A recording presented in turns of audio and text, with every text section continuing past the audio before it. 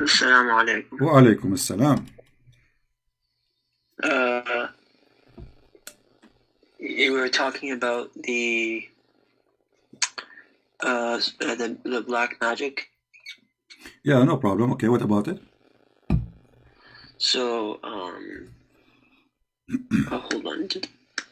So, with regard to him imagining that he'd done something, that does not like impact his truthfulness because of the evidence to that effect and the scholarly consensus that he was protected from that.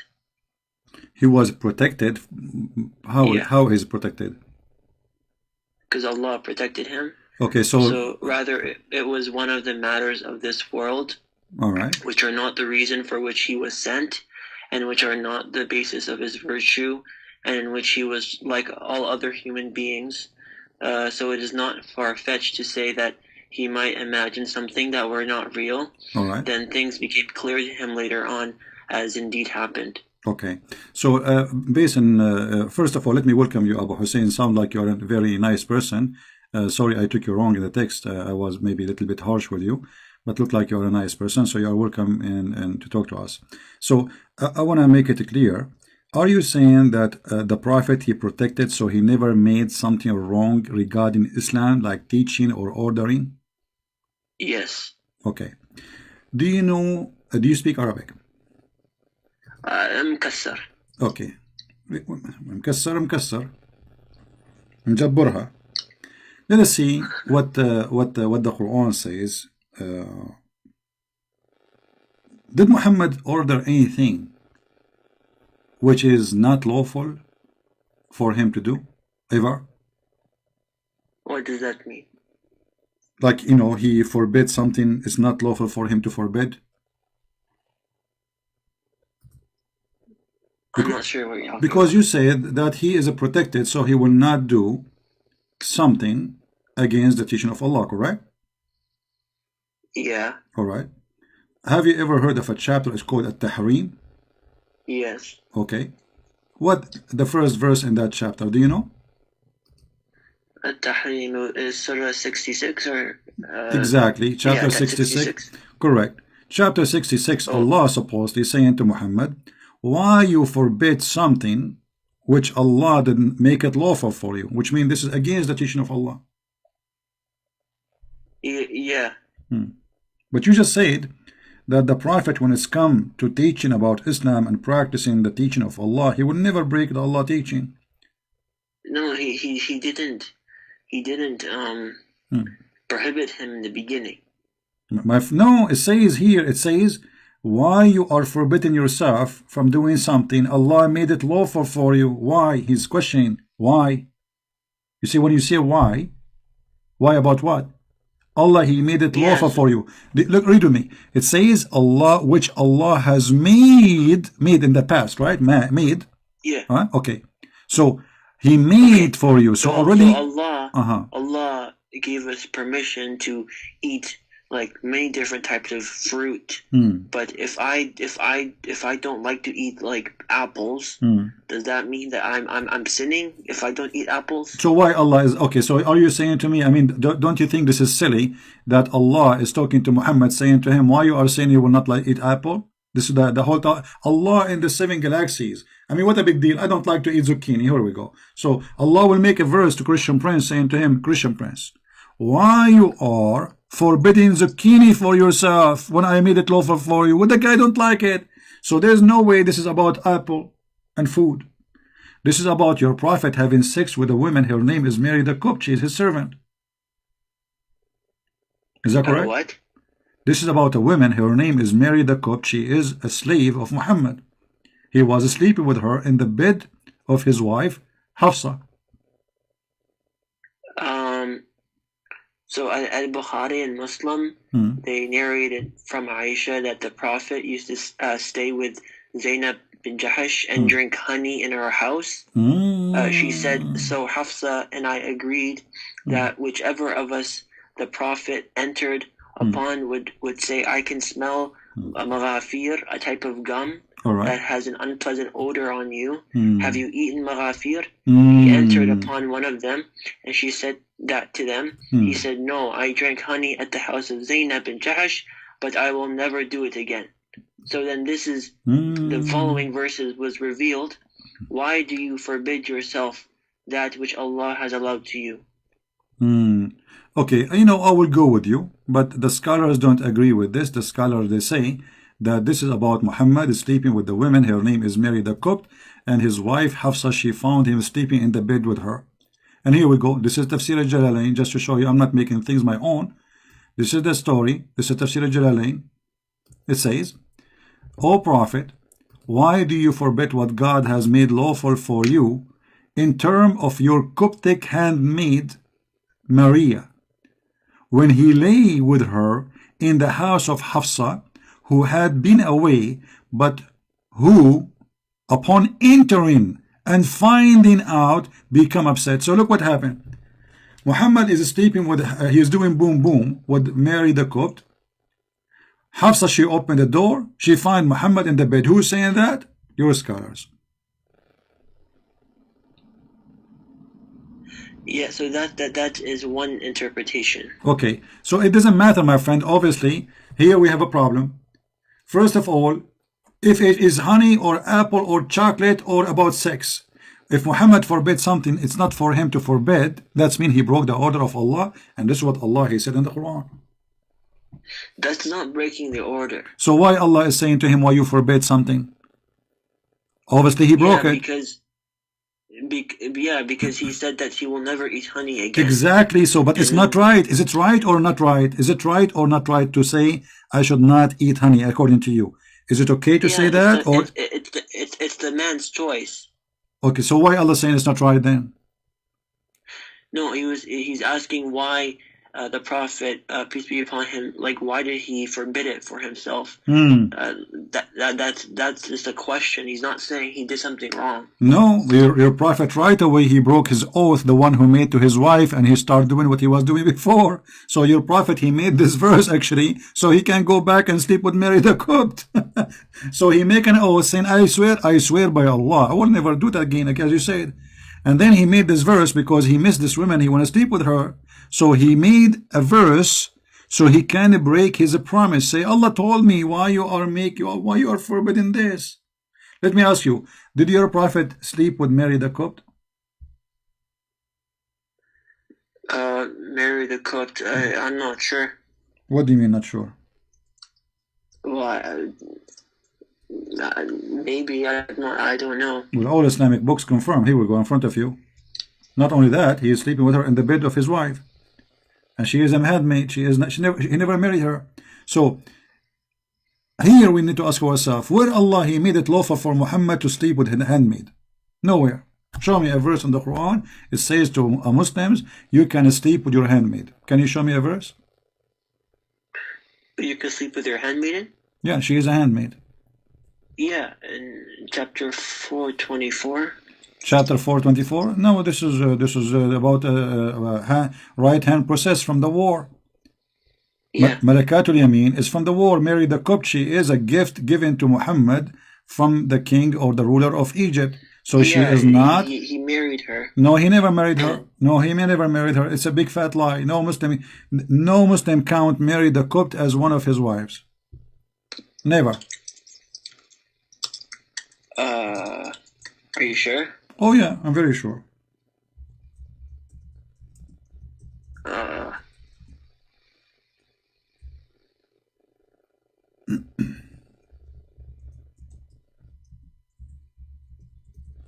So she was one of the Prophet's concubines. Okay, but who made it made her lawful for him to sleep with her?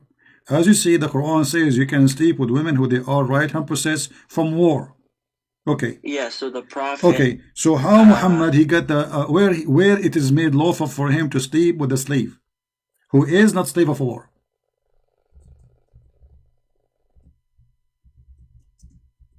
Never.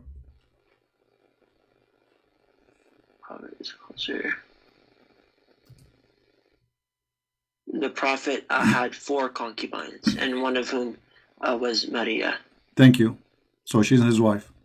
So now, where in the Quran it says for him it's lawful for you to have sex with a slave? She is slave from, like, not from war. Nowhere. Yeah, that it says. Where? And prohibited to you all married women except those your right hands possess. Exactly. Right hand possess is slaves from war. Malikatul Yamin is women from war, not from buying them in the market. It's also talking about the handmaidens. No, my friend. Okay, show me where in which Islamic interpretation says that this is Malikatul Yamin. It is about women who they are slaves, not from war. I just show that's what it means. Like, okay, I'm asking you who is the scholar he said that Malikatul Yamin is not about, the right hand possess is not about women who they are from war. Nowhere. And all Muslim scholars agree that Mary, she was just a slave, was given to him as a gift, so he have no right to sleep with her. She is not from war.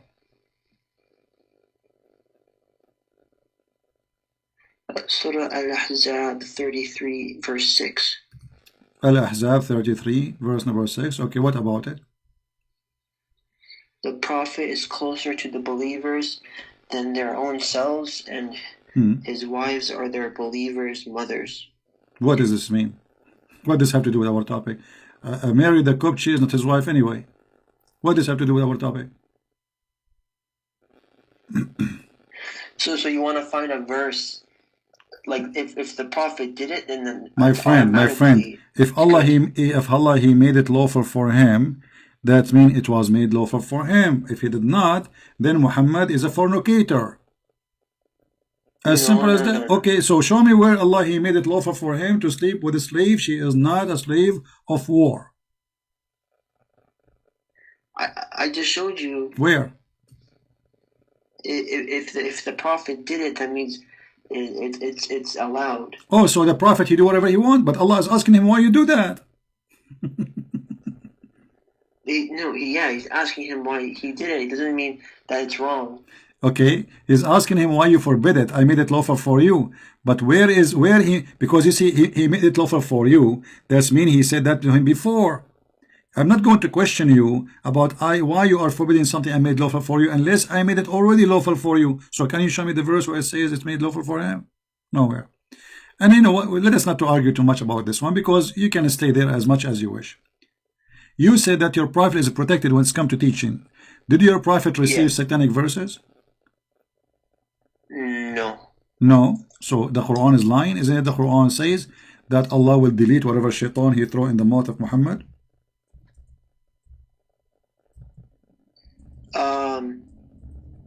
So even if, like, for argument's sake, this is true, the scholars they said that he understood it as meaning that the shaitan caused the kuffar to hear the words, not that he put them in the mouth of the Prophet. So they heard them from him. Not true. Here we go. This is chapter 22, verse number 52, and this is the website is open in front of your eyes. I will go there, and we will see, you know, what the verse is saying. Chapter 22, Al-Hajj, verse number 52. Let us see what your Islamic scholar says. You see, Muslim scholars, they are trying to defend your prophet as much as they can, but obviously. Can you read the next verse? No problem. I will read the 10 verses after it. No problem. But let's see the meaning of this verse before we continue. And you see, I'm not making the mean me myself. I'm going to read for you what your scholar says. Okay. This is Tafsir al-Jalalain. Read with me carefully. It says here, but when he recited the scripture, Satan cast into his recitation. Yeah. Okay. So there's no sahih isnad from the Prophet, peace be upon him, concerning this report. My friend, the Quran is not sahih. The Quran confirmed, hold on, the Quran confirmed that your prophet, he received satanic verses. Allah will delete it. You see, it says No. Okay, He tried. okay, no. It says ألقى الشيطان في أمنيته. ألقى الشيطان في where he الشيطان where ألقى where أمنيته who Muhammad, not the people. Okay, but read what it says. I'm reading. It says that Allah removes. Thank you very much. So you said to me that Allah protect Muhammad from shaitan. So yeah, he will not by removing. Okay, so it's too late. Look, after I got shot, you are protecting me now. This is not a bullet. What are you talking about? It doesn't matter. It's more than a bullet. He just worshipped shaitan. He just worshipped the three. He worshipped the three daughters of Allah. Read. This story is not. Listen, Abu Hussain, read. But that when he recited the scripture, shaitan cast into his recitation what is not from the Quran, but which those whom he the prophet and has been sent to find pleasing. The prophet had during the assembly of men of Quraysh, after reciting the following verse from Surah Al-Najm, have you considered Al-Lat and Al-Uzza and Manat the third one? And then he said he added as a result. You can read Ibn Kathir's refutation of this in Tafsir of Surah Al-Hajj. Okay, I wanna take your promise. If we go to Ibn Kathir, you will accept what Ibn Kathir he say? Ibn Kathir refutes this. All right, let us go and see what Ibn Kathir says. Is it okay? Ibn Kathir in English is far away from Ibn Kathir in Arabic, so I'm going to open Ibn Kathir in Arabic. Is that okay? You speak Arabic, you should broken, but it's okay. You understand, right? I understand very little bit. All right. Very little. Okay, do you have somebody next to you speak Arabic? Because I can open right now Ibn Kathir, and you will see Ibn Kathir cannot refute that. You see, Ibn Kathir, first of all, he came more than 800 years after Muhammad. Correct? How somebody came in 800 years after Muhammad refute what happened? I mean, this is silly. Yeah, so it's like you now. It's like you saying you came 1400 years after Muhammad and you refuted this. This is funny. This is silly. Okay. So if you take the story from where? From Jalalain. Okay. Jalalain came how many years after Muhammad? No, I'm not taking from the Jalalain. The Quran saying it clearly. Allah will take it off. Allah will take it off. So the Quran, he put it there. Where in the Quran? Allah will take it from where? From the Quran, correct? Astaghfirullah. Okay, astaghfirullah. Okay. Listen, my friend, Allah will take the satanic verses from where? From the Quran or from the earlier pages? I want an answer, please. When it says when shaitan he throws into the mouth of the prophet, Allah removes what Allah. Okay, he remove it from where? From where? From the recitation. Okay, what is recitation? Isn't the Quran is a recitation? Okay, yeah. Okay, thank you. So Allah remove from the recitation, which is the Quran, the satanic verses. So he is not protected because shaitan already, it's already shaitan. Okay, the verses, those verses coming from where? From shaitan. So at that moment when your prophet was reciting, he was reciting what? The word of shaitan. So Muhammad was a messenger of shaitan. No, it does not say he recited it. He said. What do you mean? Hold on. Okay, hold on. It says. He did recite. Hold on. Listen. Okay. Read the one after it. لِيَجْعَلُ الشَّيْطَانَ مَا يُلْقِي الشَّيْطَانَ فِتْنَةً. So Allah, shaitan, he will cause what he throw as a trial. Okay, he throw where? You agree that this is in the tongue of the prophet. Thank you very much.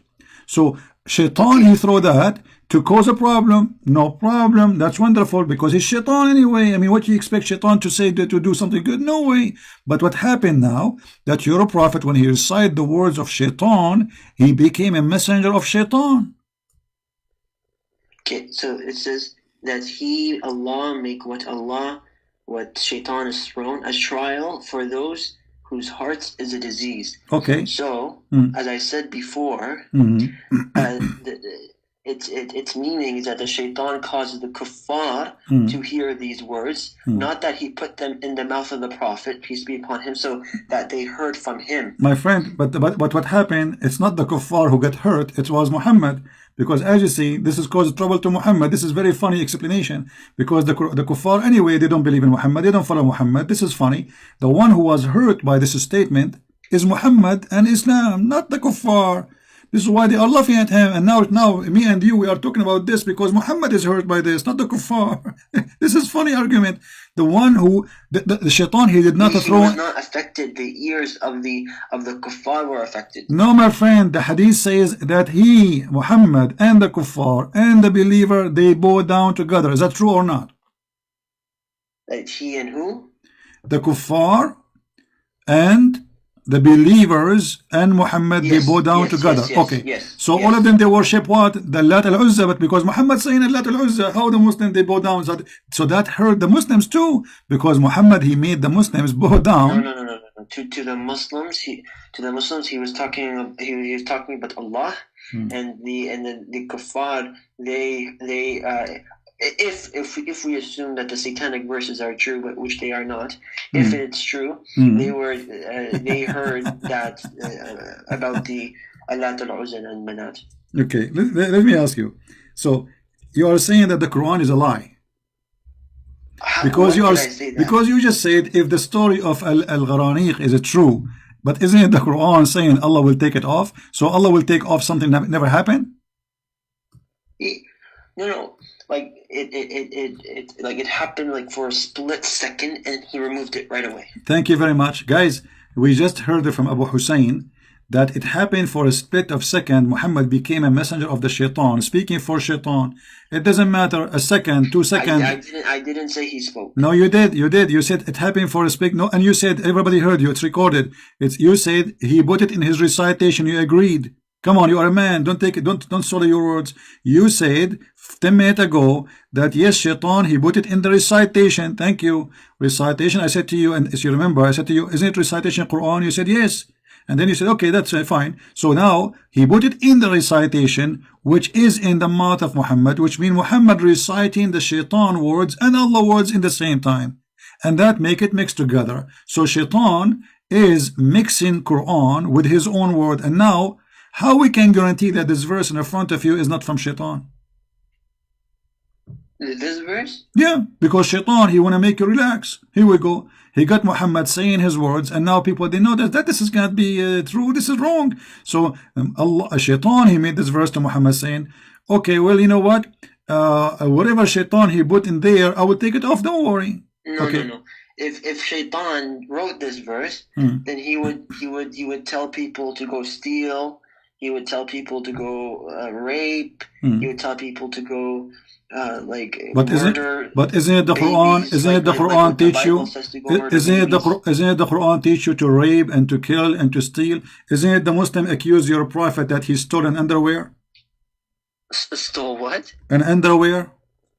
What are you talking about? The Quran, chapter 3, verse 161. They are fighting over stolen goods. And you are saying to me the Quran, if this is from shaitan, the shaitan should teach them to steal. Here we go.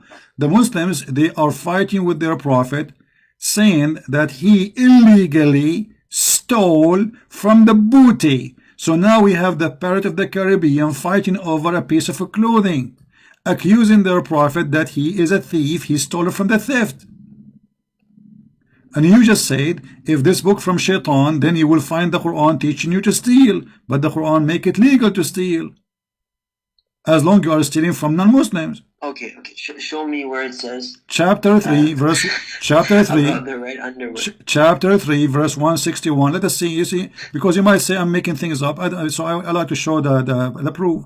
So you don't say I'm making things up. You know. Here we go. Let me show it to you on the screen. I don't say things from my own.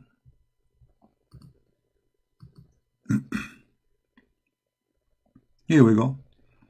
This is Tafsir al-Jalalain in front of you. This is from a tafsir. So the Quran doesn't say that. Okay, no, the Quran says وَمَا كَانَ لِنَبِيٍّ أَنْ يَغُلْ. It's not for a prophet to be a thief. Why Allah saying that? Who is the one accusing him to be a thief? Tell me. Can you tell me? It's the Muslims. Read it. When some red velvet cloth went missing in the day of Badr, and some people began to say, perhaps the prophet took it. The following verse was revealed. It is not for a prophet to be a fraud. They accuse him to be a fraud. The Muslims who believe in Muhammad. Velvet cloth. The Muslims, the Muhammadans. Where does it say underwear? It's not underwear. It's what? You tell me. It's a. Is it a? It says red. Is it a bra? Why? I'm asking you. You tell me. Okay, it's a Why do you piece. say It's that? a piece of red cloth. It's who is the man who wanna wear red clothes? Those are Arab. So it's a piece of red velvet clothes. Okay, so what is that? Is it underwear of women? Dude, it doesn't say Do underwear. Arab men wear red clothing? Are you saying to me your prophet was Santa Claus? I'm just asking you. So obviously it's an underwear, maybe a bikini. We do not know. Maybe swimming suit. I don't know. You tell me. But what we care for, your followers, they are laughing at your prophet, saying to him, "You are a fraud." Read it. Abu Hussain is dying laughing now. I made Muslims laugh at their prophet. What do you want more? Okay. So what do you say now? Okay, this is obviously fake. Obviously fake. It's Jalalain. Jalalain is fake.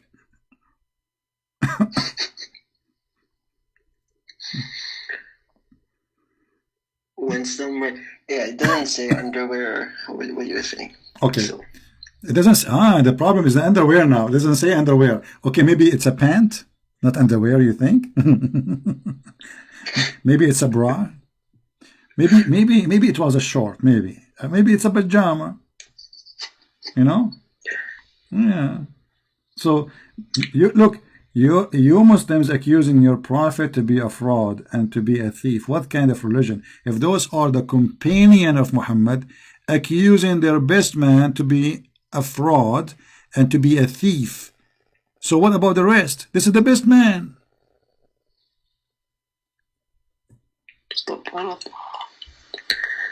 Day of Badr. Yeah, I don't know about this. You do not know about this. Okay, you know what? I'm not going to ask you questions no more. I want you to help me. You see, there's like 800 people listening. I want you to tell us how you can prove to us that Muhammad is a prophet. You know, when we say somebody is a prophet, shouldn't he have a prophecy? Prophecy? Yeah. I mean, you call you call a person a prophet. Like he should be. The prophet had many prophecies. Like what? Like what? I can show you some of them. Give me one. I can show you.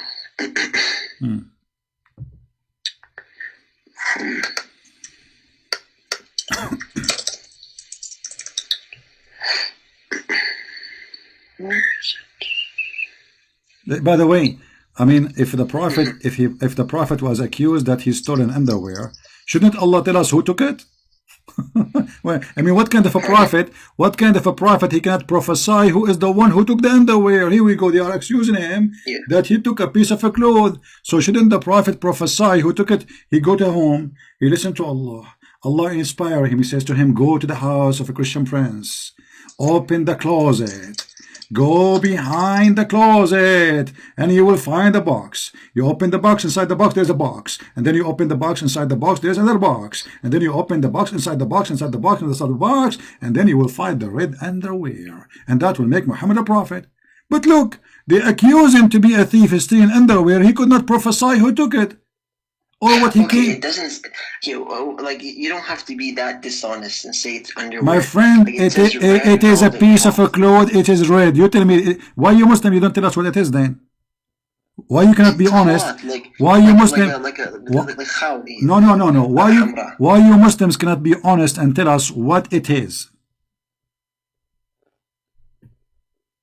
What does it say in Arabic? قطيفة. Okay. Piece of clothing. Okay. So why you don't tell us what it is? Why you don't tell us it's not tell us it's a pant, tell us it's a jacket? Why you don't say what it is? So all what we know now. A scarf? Well, why not a scarf? Okay, well, at that time there is no underwear anyway. So obviously Aisha, she used to. You said a scarf, right? Everybody, did you hear it? He said a scarf. Thank you very much. That's an underwear. According to the hadith, Aisha, she said that the Prophet used to order me to put a sheet between my legs and he fondled me. That is their underwear. Okay. What are you talking about? Okay, man? hold on. Let me show you. Okay, brother, let me show you. Okay, here we go. You are the one who came with the word scarf, not me. It's your mistake, not my mistake. What are you talking about? You are talking to Christian Prince. Get ready. Here we go. Do you see it? I warp myself, and here in the translation they say izar. So when she is in her menstruation, look how nice your prophet, man, how decent he is. The woman, she is bleeding, and he is not caring, and he is ordering his wife to put a sheet around her private part so he can fondle her. Does it say that, or I'm making things out? Making things out. Which one?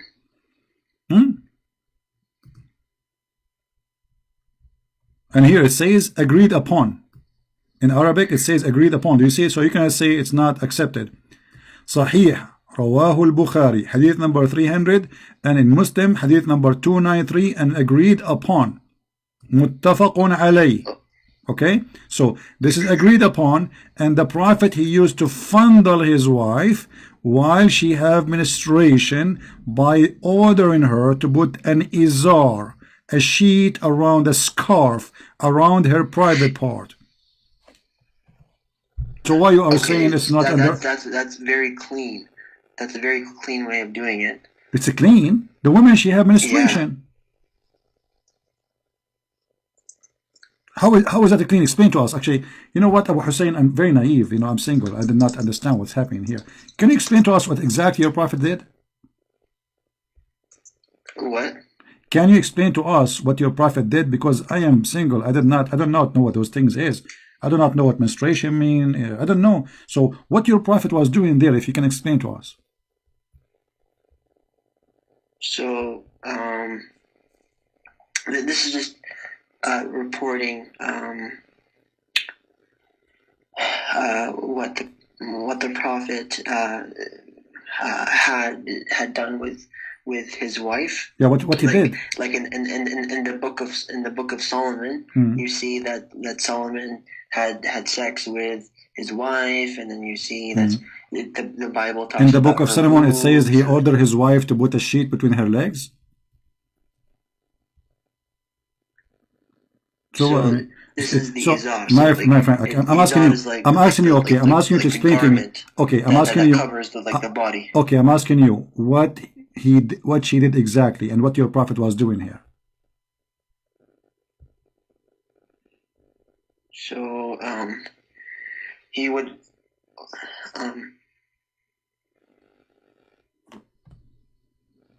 it's not my business to talk about what he did. Okay, if it's why you are not a Muslim? Are you saying you are not a Muslim?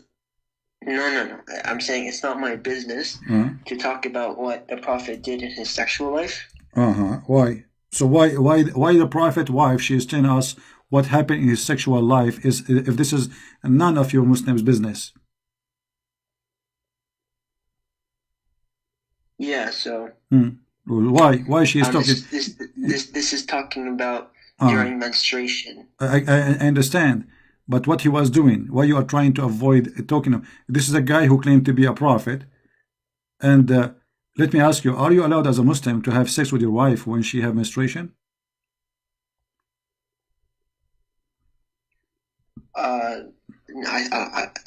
Well, yeah. This hadith says yes, so yeah. Okay, but isn't it, this is according to, you see, guys, did he say yeah? Yeah, okay. You said that the prophet never broke the teaching of Allah. The Quran says no, just you said yes, you said everybody heard you. Abu Hussain, I got busted. I got you busted. When I was menstruating, this is talking about. So when I was menstruating, and then he did this after she finished menstruating. No, she said, I am, here we go. Let's read the hadith again. This is I was menstruating, not after. Read it.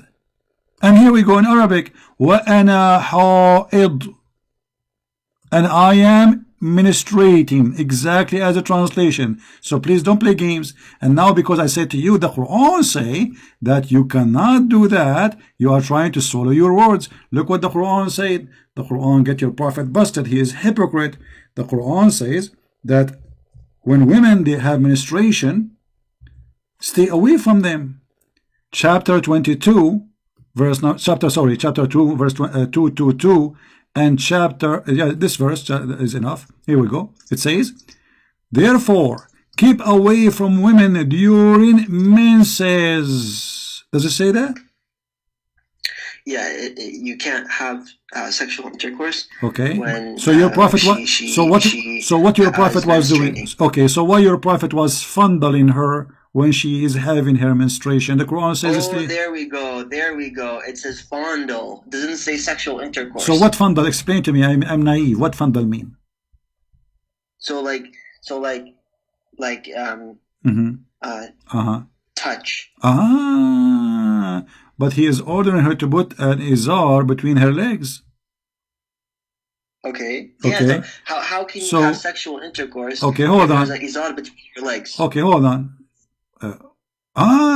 So guys, he is saying he did not have intercourse, but he was playing between her with his private part.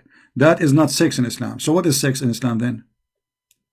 Sexual intercourse in Islam is like okay, but I don't have to. Okay, look what the Quran says. Look what the Quran says. It says, so keep away from them. Keep away. Did not even mention anything about sexual. Keep away from them. Stay away from them. Why your prophet is not staying away? You just said, everybody heard you. He was playing with her, touching her, playing here, there, fingers, nose, tongue, whatever, blah, blah, blah. Okay, so now your prophet is breaking the Quran, because the Quran says when they have their menses, stay away from them.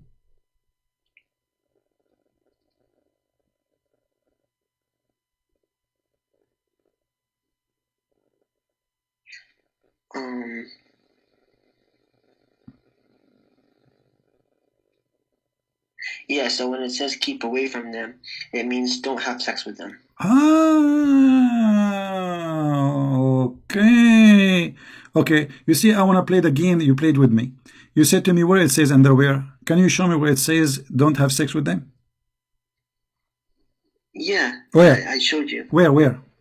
The Quran doesn't say that. The Quran says stay away from them. لا تقربوهن. In Surah Baqarah, ayah 222. Well, this is the verse we're reading from. Here we go. It doesn't say what you're saying. My friend, read. It says, وَلَا تَقْرَبُوهُنَّ. Don't get close to them.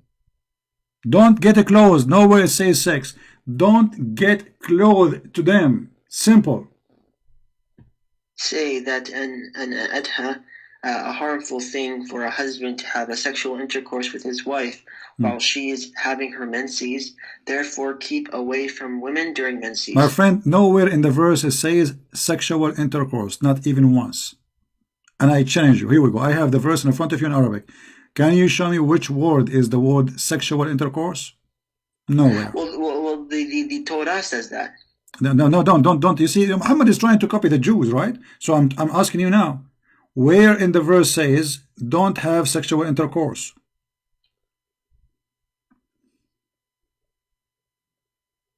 Yeah, so when it says keep away, it means you can't have sex with them. Okay, you cannot get close to them too. It says وَلَا تَقْرَبُوهُنْ. Don't get close to them. Let me ask you, did your prophet say that women and shit, excuse my language, are the one who break your preparation for a prayer? Women and what? Women and shit. And women and shit? Yeah. So how this woman, she have menstruation and your prophet touching her, and now he is going to pray, and she have menstruation. If the Quran said that women and poop, both they break your preparation for a prayer, your prayer will not be accepted.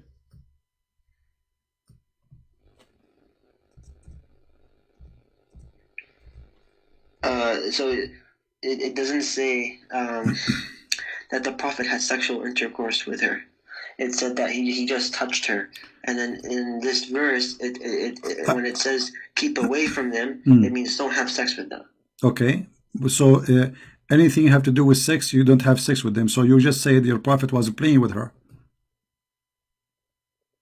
Isn't it fondling? You see, in Arabic it says yubashir. Yubashir is you Yeah. starting sex. This is what Yubashir means. You want me to show you the proof? I just can type the word Yubashir in hadith and you will see it all over. It is a starting sex, whatever it is. Now read here with me. In chapter 5, verse number 6, it says that if you are in, like, you know, when you are a Muslim, you want to pray, all right? You have to wash, etc., blah, blah, blah, blah, okay? And then it says, and if one of them is sick or he was in trouble in a journey, and any of you comes from doing poo-poo or touch women, does it say that? What ayah is this?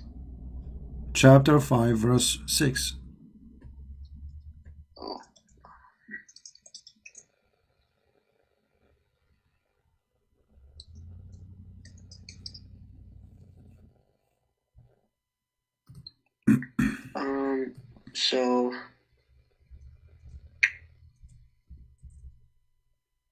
So Aisha, may Allah be pleased with her, said, according to a report narrated by her, whoever told you that Muhammad concealed anything that he was instructed to convey has told the gravest lies against Allah. She then recited the verse mentioned.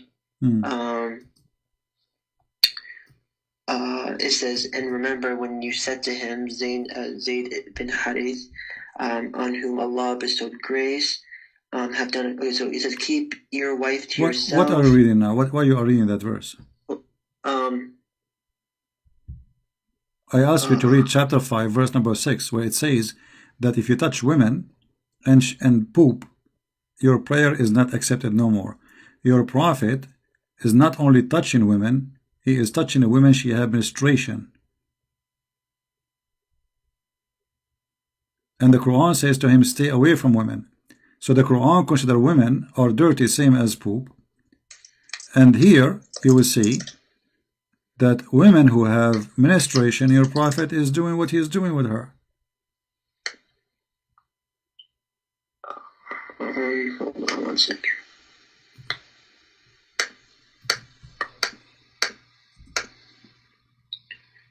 Yeah, okay. So it says right here that you said 5 verse 6? What?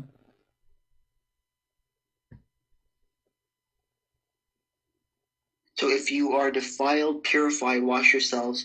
But if you are sick with an illness, made worse by water, or on a journey traveling, or if any of you comes from the privy, that is, if he has defecated, or if you have touched a woman, as mentioned already in the verse Surah An-Nisa. So if you touch a woman, what touch a woman mean? Does that mean sex? Yeah. Okay, thank you. Guys, you just said to me in the hadith that the prophet was touching her. And you confirm that the word touch means sex. No, in this verse it says like if you can't have sex. Hold on, the word here I just asked you, the word there in the Quran appear is touched. Doesn't say the word sex. I asked you, does it mean that when the Quran says the word touch them means sex? You said yes. Well, this is what the hadith is saying according to you. You said he was touching her. So touch means sex? He did not have sexual intercourse. But you just said that touch means sex, and here the word is touch too.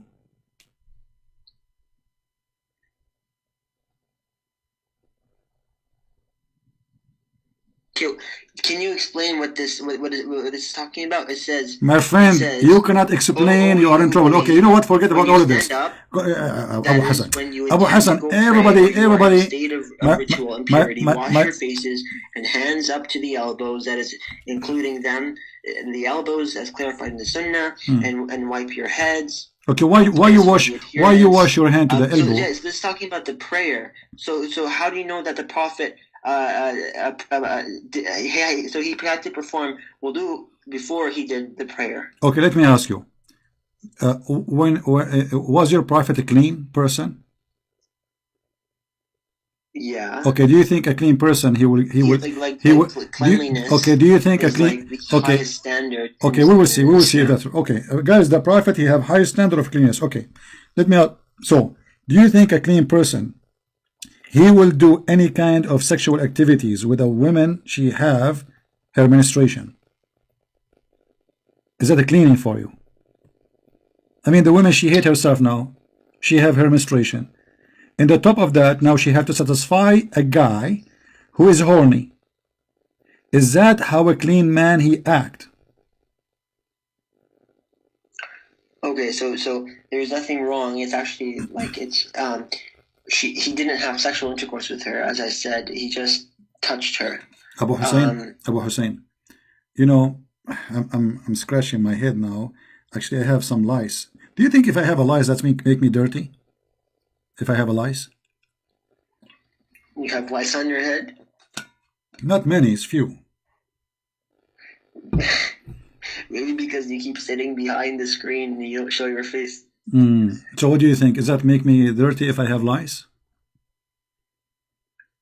Ask yourself that. No, I'm asking you. I mean, is lice because somebody he's taking a shower, or because he's filthy, or he's dirty, or clean? What do you think? Be honest. It's okay. You can hurt my feeling. No problem. I have a glue. I will fix it.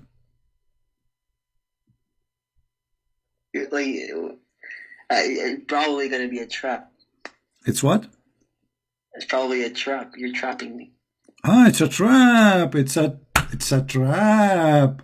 Yeah, there's an article written by Muslims about debating Christian prince, and the article they say if a Christian prince said something good about the Prophet, don't say yes because it's a trap. If he says something bad, don't say no because it's a trap. So it doesn't matter what I say, he will say it's trap. So what is the point of the conversation? You have to tell me. I have some lice in my head. Do you think I am dirty?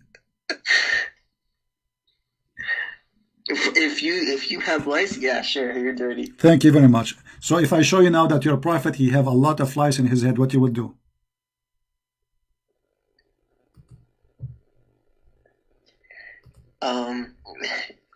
Well, if they live in the desert, then that's very common because they're outside and but for you, if you have lice and you're in your house, that would mean that that you're extra dirty. Well, you just said that the one who have lice obviously is dirty, so at that time it doesn't matter what he is. That this time he is dirty still. Thank you very much. So you're a prophet here. Here we go. He go and sit in the lap of a woman, and she is taking lice from his hair. And this is a Sahih hadith.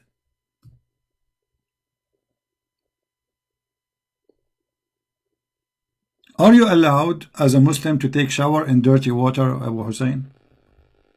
In dirty water? Yeah. No. What about ablution for a prayer?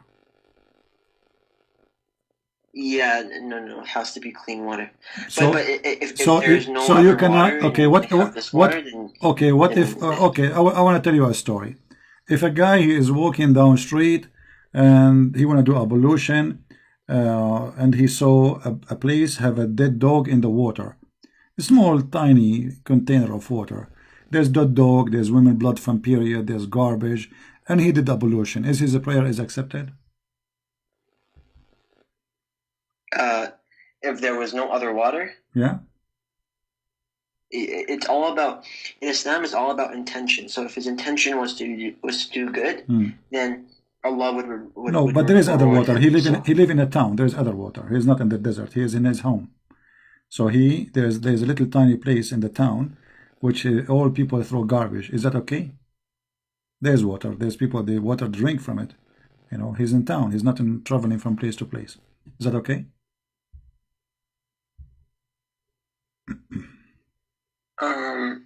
I feel like it's a trap again. It's a trap, for sure. It's a trap. I mean, you're a prophet. He takes shower with dead dogs. Is that true? What are you talking about? What are you talking about? Here we go. This is your prophet taking shower with dead dogs. Your prophet is a mentally ill person, my friend. Sorry, I'm sorry to say, I'm not trying to insult you, but this is the truth. You know, here we go. This is the hadith, and this is Sahih, where it says that your prophet, he jump in the water, he have a dead dogs next to him. Actually, they are pieces. They became pieces, you know, those dogs. I mean, and then there's women, the rags of the women, the women at that time, they use rags. They put them at their private part to observe the blood. they throw the blood there. And not only that, dogs, flesh, and rags of menstruation and garbage are dumped. And you're a prophet, he don't have a problem with that. Read carefully with me the hadith, please. I want you to read carefully. It was said, O Messenger of Allah, you perform wudu from the well into which... Oh, this hadith, I know this hadith. Ah, you know it, okay. Tell me about it, go ahead. Okay, so the well of Buddha, it was the water was running continuously. So it was clean. Now we have two springs of water in Mecca. We have one is called Zamzam and we have one is called Buddha. My friend, water there, my friend. On top of running water. No, water there, no. This is a dirty water. You can stand in it. What running water? There's no river. Okay, hold on. What if I show you the description of how big it is, and it's not running water? Why you are making things up, Abu Hussain? I mean, you know what? If you can show me that this is running water, you are the hero. Can you show me what it says that? Why you are making things up? Hold on, let me see. This is the hadith, here we go, in front of you, and this is sahih. Sorry, it's da'if. It says, read with me, Abu Hussain, in the screen. I measured the breadth of the well of Bida with my sheet, which I stretched over it. Look how small it is. I didn't measure it with... Imam at-Tahawi said that the well of Buddha was like a ride leading to a garden. This means that the water is always running and it's not static. Who is this? Who is this at-Tahawi? How he knew? Where he got this from? He was there. Here we go. Abu Dawood. No, he's a scholar. He's a potato. Abu Dawood saying, I measured. He measured it. I measure it. Not saying I heard. I measured the breadth of the well of Bida with my sheet. Look how small it is, which I stretch over it. I then measure it with the hand. It measured 6 cubits in breadth. And I then asked the man who opened the door of the garden for me and admitted me to it, has the condition that will change from what it had originally to be in the past. He said, no. I saw the color of the water in this well had it changed. So nothing changed in and this is the size, this is the original size. It's very small one, it's not a running water. And if it's running water, people will not throw garbage in it because the people need to drink. This is a desert. They will kill you actually if you throw dirt in a well which people can drink from. But because this is the dirty water. Okay, so and look what it says here. Look. How would you know that Abu Dawood's measurement was correct? My friend, it doesn't matter. This is your Muslim books. I ask, where does it reach when it is level goes down? He said, he replied, below the private part of the body. So it's 6 cubits wide, and it is less than the private part. Very small, tiny. It's like a jacuzzi place. So we have dead dogs. What do you mean? What do you mean that small, tiny? It's a small. It's 6 cubit. What do you know? What 6 cubit mean? Yeah, it's around 6 arms, right? 6 arms. Yeah. Okay, 6 arms is small. This is the size of my room, and the level of the water is down your private part. Okay, and what is inside the water? Dead dogs. Isn't it enough to have one dog? No, there's dead dogs. What else? Women blood from period. And what else? Garbage. And not only that, it says and nothing. The water stink. Read carefully. All of those in less than 6 meter, 5 meter space of water. Small, tiny jacuzzi. And you're a prophet, yet he is washing himself from that water? Okay, so let's assume that he did. So, like, what does that do? Like, what does that change? That's me. Muhammad is crazy because you see the people, they are saying to him, "Are you doing this?" Okay, hold on. Why they are asking him why you are doing that if this is not normal? You tell me. You tell Yeah, me. because this is the only water they had. He is in the city, my friend. He is a city. People walking by. If this is the only water they have, that will be stupid even to wash from. Because this is dirty, will make you sick. There's corona. Did you hear about corona? So Yeah, if you're, they're trying are to. you saying to me, Abu Hussein, And if it you want to happened to do, them because of okay, the are abuse you that saying, they gave the Muslims. are you saying that if you are going to pray and you find a little tiny space of water, have dead dogs and women blood from period and garbage in it, you are going to do the same as Muhammad? No, that's only for a specific. Specific. Okay, hold on. So why they are questioning his behavior, the Muslims, why they are questioning? And look what your prophet said. He said, water is not made impure by anything. Do you agree with that? It's true. Water isn't made impure by anything. Really? But the piss is a water. Yeah, but like the water itself, H2O. If you look at like the chemistry, H2O, H2O. it doesn't get damaged by anything. My friend, what H2O? He is saying that the water always is nothing make it impure. So you are saying to me now, according to your logic, if somebody piss in your water, you have a cup of water, and somebody piss on it, you will drink it because it's pure. This is your logic. H2O is not damaged, brother. This is your logic. If you read another hadith, it talks about the same thing. Okay, here we go. We are reading here. We have dead dogs. We have garbage. We have woman blood from period. And yet Muhammad saying nothing will make it impure. So if you have a cup of water and somebody piss inside it, you as a Muslim, you would drink it happily. Read this hadith with me. The people ask Allah messenger of Allah, can we perform ablution? If something impure falls into a small amount of water, but it does not change any of its characteristics, such as a drop of blood or a drop of urine that falls into a vessel in which there is water, but it does not change. But it does not change any of its characteristics. It is deemed impure because of the impurity falling into it. Wait, hold on. What does this say? Okay. No. Basically, if it doesn't change the characteristics, then it's pure. So but now, if if it changes it, then it's impure. All right. So now, women blood from period, is it going to change or not? No. But this water is running. Where it says running? Show me. It's a well of water, my friend. It's dirty water. It's just, you see, if it's running, then there's no blood will stay, and there's no garbage will be there because it's running. I mean, are you insane? If it's running, it's not going to be 6 arm wide. This is the size of it. If it's running, that will make it a river, a spring of water. Like right now, if we go back to my friend, does it say well of water, or it says a spring of water? Does it say well? It's a hole in the ground, and obviously it's a hole in the ground. Nobody uses it for drinking. That's why people throw garbage in it.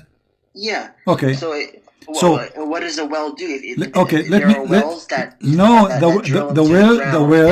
water underneath, it keeps flowing. Okay, hold on. You see, the guy he measured it, the highest of it is not even for your private part. So it's a shallow hole in the ground to the point you can stand there. It's not like a deep down in the ground. It is little tiny ground, and you can stand all the way to your private part.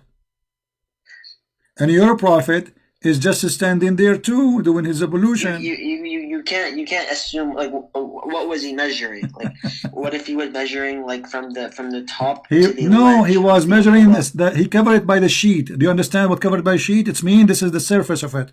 And then he said how high it is. So we get the height, we get the depth of it. That's it. The height is to the private part, less than the private part, and the width of it, which means the size as a space, is he covered by the sheet. All of this have what? And look, Okay. So, if let's say assume that this happened, what does that mean? that's mean your prophet is crazy. Because why you want to do that? You live in a city. You live in a town. They have a clean water. Why in the world you want to go and do this? Didn't Noah drink a lot of alcohol and become drunk? Who?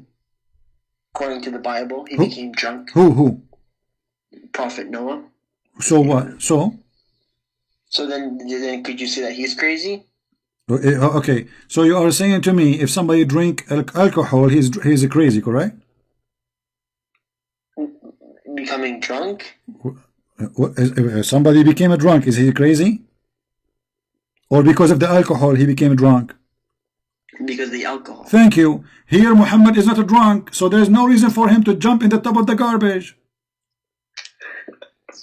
You see, if you are drunk, you might do something stupid. Thank you very much. Now, is Muhammad here is drunk? Maybe he take hashish? Are you saying your prophet was taking hashish?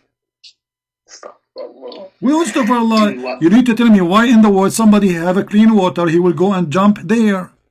You need to explain to me. Obviously, you have a mental issue.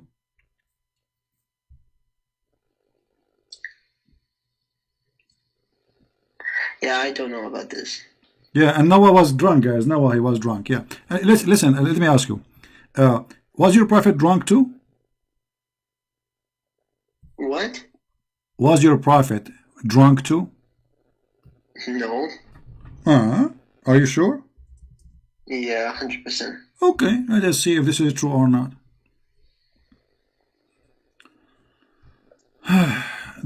What is the word wine in Arabic? Dang, no. I told you I'm not good at Arabic. Is it nabid?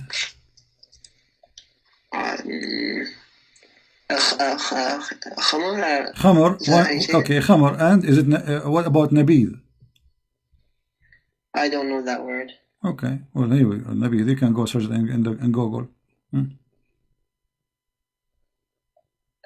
They were making nabid for your prophet, and he drink from it every day. And not only that, all the Muslims were a drunk people. Isn't it the Quran says, "Oh, who you believer, don't get close to the prayer when you are drunk"?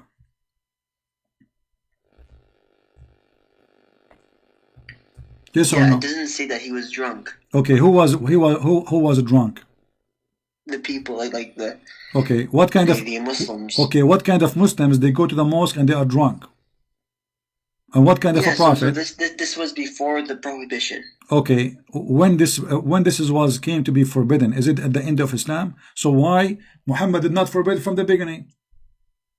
Yeah, so Allah revealed the Quran in the period of 23 years. When Muhammad he got sick, he cannot drink no more. Then he forbid the wine because he cannot drink it no more.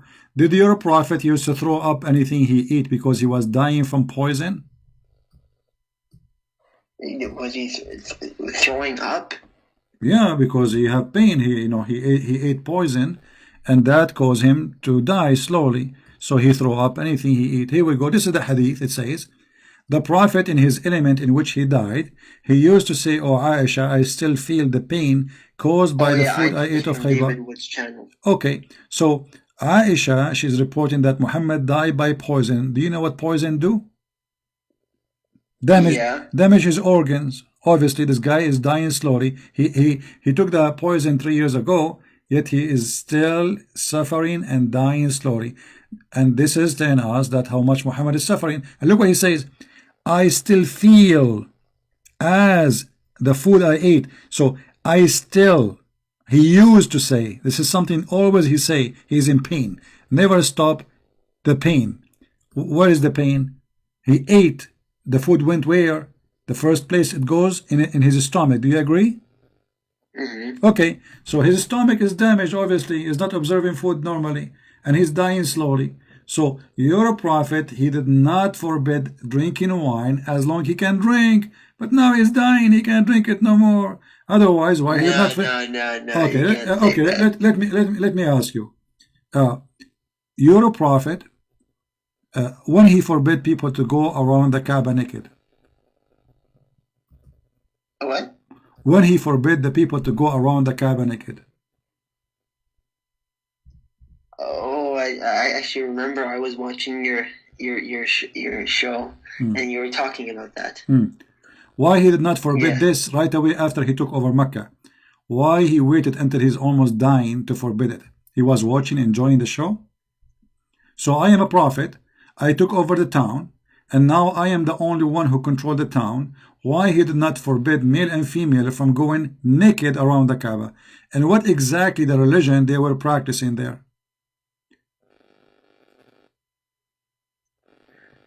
So I think they were. I will tell you what they are doing. I think they were playing hide and seek, maybe. What is the religion? What kind of religion is the religion around the Kaaba? Is a practice where women and men they go naked. Do you know?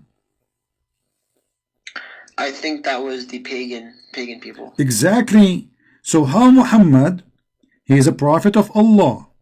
He forbid wine, but he don't forbid people to go naked around the Kaaba. No, he did forbid it. Where?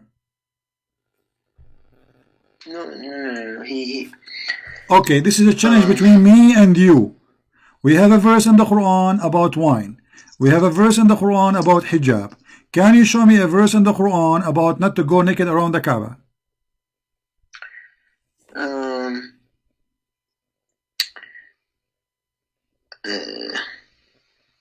By the way, I wish to go there, by the way. I don't know if this is still happening, because I would like to buy a ticket and go. I'm still single, you know?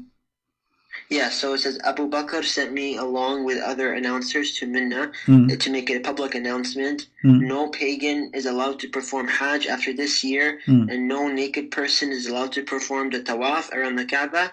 This is from Sahih al-Bukhari 369. Thank you very much. So, this is where, at the end of Islam. This is at the end. Where was Allah all those years?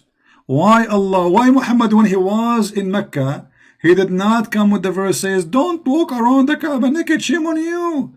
Allah did not see them, he was blind. Abu, don't laugh at your prophet, man. Show respect. Come on, you are insulting the prophet. I'm not laughing at you. You are laughing because I want to know what kind of God he have the time to make a verse about Suleiman walking down street, and then he heard an ant, and then the ant, she said to the other ant, hide because Suleiman will crush you, brother. So the ant they start hiding, and then Suleiman, he was smiling. Okay, how wonderful story. Allah, he don't have time all those years to make a verse says, don't go around the Kaaba naked. Which one is more important for Allah? Going around his house naked? This is the first thing Muhammad should say. From the first day he claimed to be a prophet. Shame on you, this is the house of God, don't walk naked.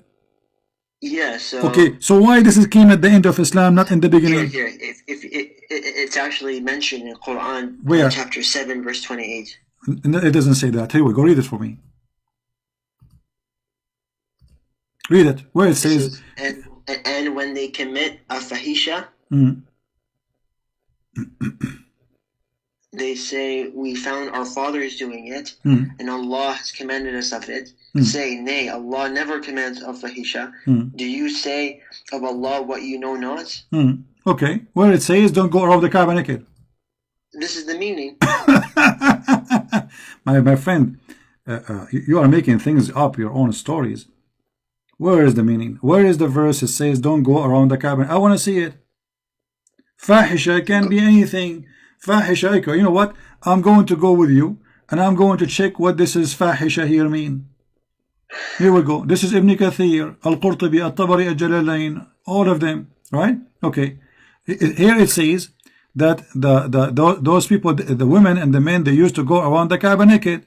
All right. So where Allah, he says, don't go around the Kaaba. This is interpretation of your Muslims. Nowhere in the Quran it says that. And Allah did not say, don't do that. Yeah, this is the verse. No, the verse you are saying to them, it says they are saying we learned that from our father.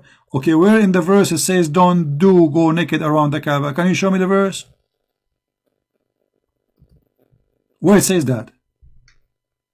Okay, when they commit fahisha, my friend. Say, okay. You know what? I am going to say. We found our fathers doing what? Okay, let me ask you. fahisha, anything is fahisha, worshipping idols is fahisha, adultery is fahisha, So okay, all of that, okay, so including. where is the verse says don't go around the Kaaba naked? Nowhere. This is the verse. No, this is you are coming in the interpretation saying to me this is about don't go around the Kaaba. Okay, you know what? I want to go with you. I want to go with you. This is a chapter 7. When chapter 7 was given to Muhammad? Let me see. Chapter 7 was revealed in Mecca. In Mecca. Okay.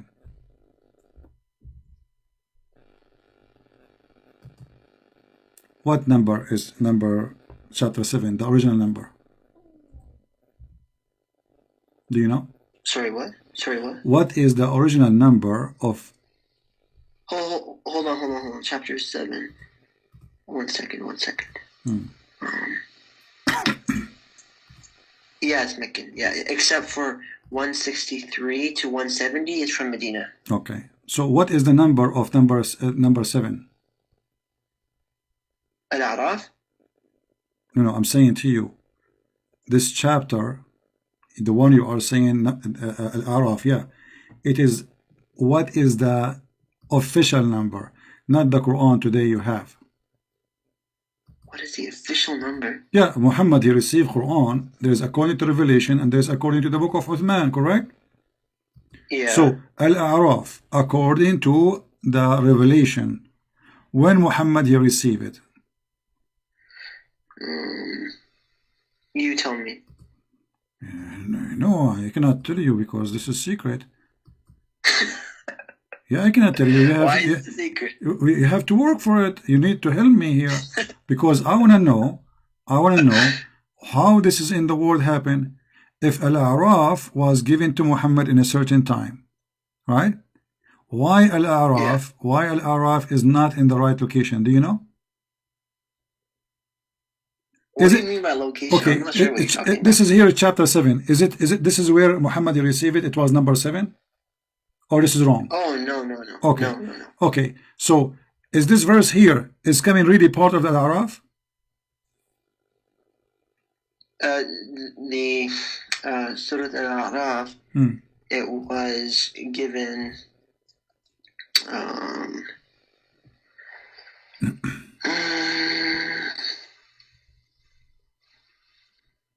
yeah, it was number 39. Okay. So is that verse part of really number 39 or part of number 7?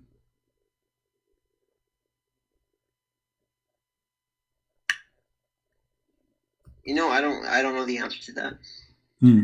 Okay, so who is the one who changed the location of this verse? And why this verse is coming in the wrong place? Because you mentioned to me that there's a hadith that the prophet he sent excuse me, to announce that nobody go around the Kaaba naked. Is that correct? Yeah. When this happened exactly? You know what? I think it's better if you talk to a scholar about this. All right. Okay. I don't have that much knowledge about this. Okay, no problem. We'll skip the topic. We'll go back to zero. Give me now. I ask you about. Give me a prophecy of your prophet. I cannot wait. Even the cat here is like surprised. Oh yeah. There are a lot. And the first one is in the Bible in Deuteronomy 18:18. It talks about Muhammad. If Muhammad in the Bible.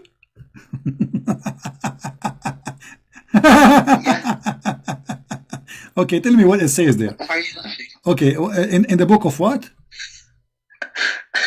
And in Deuteronomy 18:18. Okay, what it says, brother? Go. Your laugh is very funny. Okay, what you can do? I mean, I have to laugh. What it says there? What? Tell me what it says. I will raise up for them a prophet like you from among their brothers. From among their brothers, the Arab. I will put my the Arab are the brothers. The Arab are the okay. Hold on. The Arab are the brothers of the Jews. Yeah. How that happened? They have one father? Yeah, they were brothers. Who is their father? Who is their father? Who is the father of the Jews? The Jews. Who is the father of the Jews? Abraham. No. Your Quran says children of Israel, children of Israel.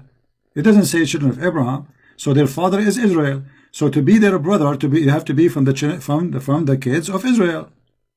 Yeah. So okay. So it says there from your brother. Okay, continue. This is the number one mistake. Okay, continue. What is this? What else? Yeah, this is it. What is it? That's it? This is the prophecy. This is I will raise up for them a prophet. Where is your prophet? What is your prophet? Where it says where it's speaking about your prophet? Yeah. Where is speaking about your prophet there? I will raise up for them a prophet like you from among their brothers. I will put my words in his mouth, and he will tell them everything I commanded him. You see, in that chapter there's the part of the chapter number 20 is speaking about the false prophet. Did you read that? No. Which one? The same chapter, chapter 18. Which verse? This verse number 20. And this is about your prophet. Now, you see, a prophet who dares speak a message in my name that I have not commanded him to speak, or who speaks in the name of other gods. Yes, yeah. Thank you. So, there's nowhere in the Bible. There's nowhere in the Bible it's mentioned the name of Allah. So here the verse is speaking about your prophet. If you go to the Arabic Bible, yeah, and you open Genesis, it says Allah created the heavens. Okay, this is translation. This is false translation. But in the real Bible, I don't care if it's false. No, this is false translation. This is what Arabs do. If you open the Quran right now, you will find the name Jesus. But in the Quran, there's no Jesus, correct? Yeah. Isa, okay, so this is false translation, my friend, because you should not translate a name. You should not make up a name. So this is false translation. So now here, you're a prophet. He came in the name of other God. Secondly, you're a prophet. He could not bring any true prophecy. I asked you about true prophecy. You said to me he is mentioned in the Bible, but there's no proof of that. Give me a prophecy of your prophet to make him prophet. Okay. There are a lot. Like what?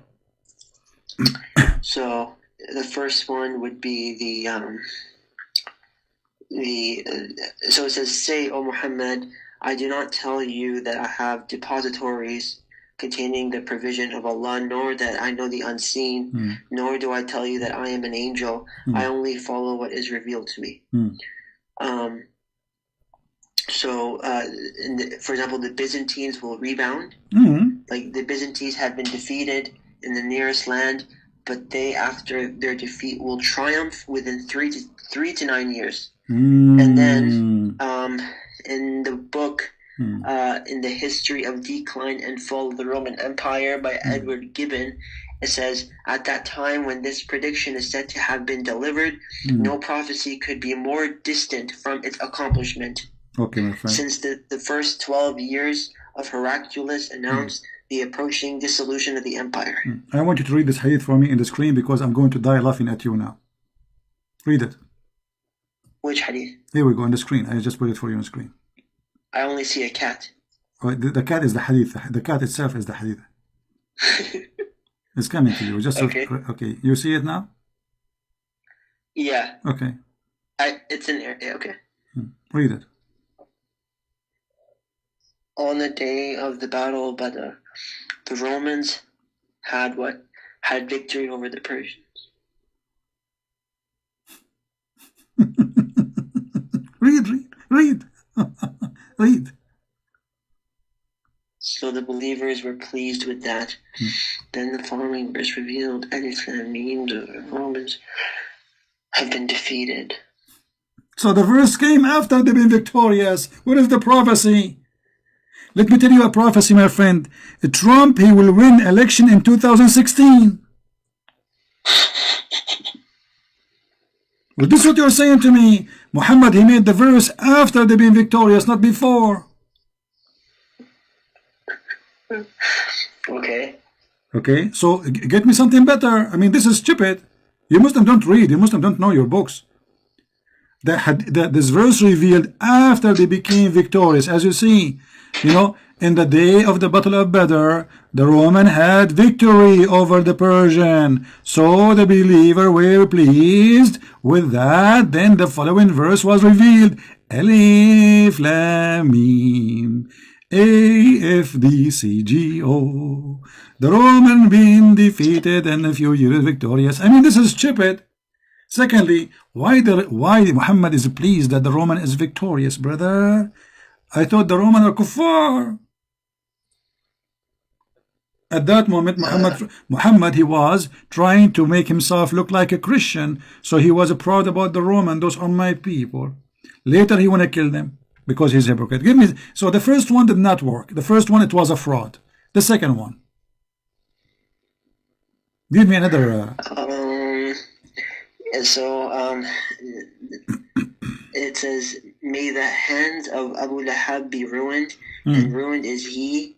His wealth will not avail him, or that which he gained he will burn in a fire of blazing flame. Okay. So it is astonishing that for the next 9 years of Abu Lahab's life, despite hearing these verses being recited, his pride still kept him from potential golden opportunity to discredit the Quran. And so had Abu Lahab simply professed faith, even disingenuously, that could have brought into serious question the truth of this revelation. Okay. So of course he who revealed this knew Abu Lahab would never do so. Okay, so you are saying to me that if Abu Lahab later became a Muslim, that means Muhammad is a fraud, correct? If he later became Muslim? Yeah, because this is about Abu Lahab. Allah is saying, Allah. Yeah. Okay, so guys, be my witness. If Abu Lahab became a Muslim later, that means Muhammad is a fraud. But all the Quran was made for those who don't believe in Muhammad, including Khalid bin Walid was fighting him. Look what it says. It says, are you going to guide the one who Allah made misguide? The one who deceived? So all the Muslims who became Muslims, Muhammad says to them, and you will never be able to guide them. The Quran in front of you.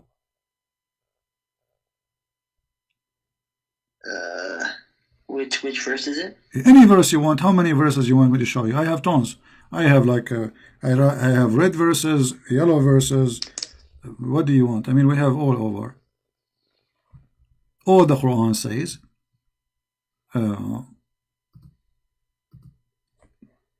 that those who will, you know, if you try to make them believe, they will never believe. Isn't it the Quran says, وَلَنْ تَرْضَ عَنْكَ الْيَهُودُ وَالنَّصَارَى, the Christian and the Jews, they will never accept you unless you follow their okay, I'm going with your logic. So if there is one Christian accept Islam, that means Muhammad is a fraud, because he said the Christian and the Jews will never accept you. The Quran says that don't teach them. You teach, you know, you ask for forgiveness or you're not, they will not accept Islam. And later all of them they accept Islam. You said that Abu Lahab became Muslim. No, I'm saying, no, I did not say that. I said to you, you mentioned to me Abu Lahab. Okay. And you said that this is a prophecy. What is the prophecy? Okay. That Allah saying he would never. Okay, so he will never become a Muslim. Thank you very much. So I say to you, so if Muhammad, he made verses about people and that they will not accept Islam, and later they accept Islam, that means a fraud. You said yes. But you're saying, okay, show me the verses where he said that they will never accept Islam, and they accepted Islam. Okay, let us see. Chapter 3, verse number 86. As an example, not limited.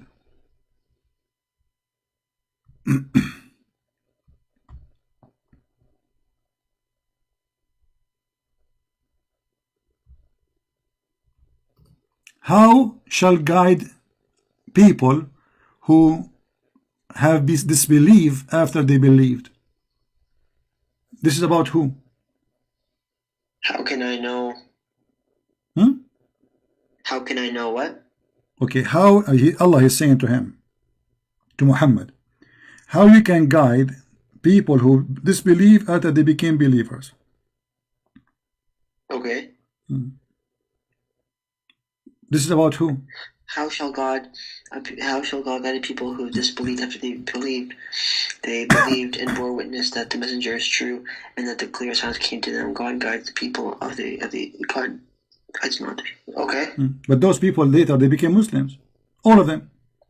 No, this is talking about people who disbelieved after they believed. Doesn't matter. He's saying to him, how you can make them believe, which means they will never believe.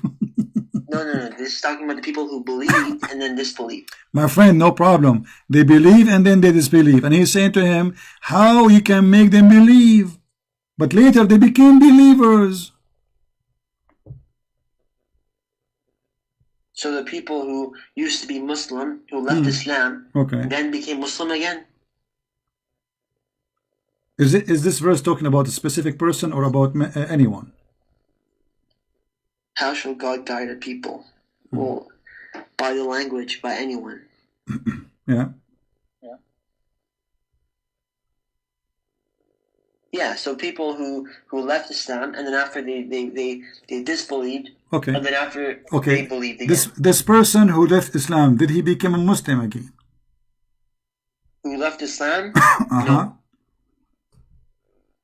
Because the verse saying, are you going to guide? How shall you guide? How shall God guide people who disbelieve after they believed? Which means Allah will not guide them. Very simple, right? No, I don't understand what you're saying. Allah saying, how God, and this is funny by the way, because he says, كيف يهدي الله. I mean, Allah is talking, how he said that. This is very silly. So, how Allah guide people who disbelieve after they believe, correct? Yeah. Okay. Did those people who Allah is saying how he will guide them after disbelief, which means he will not guide them, did they believe again? Did they believe again? I don't know. Read the interpretation. It mentioned many names, and yes, they became believer again.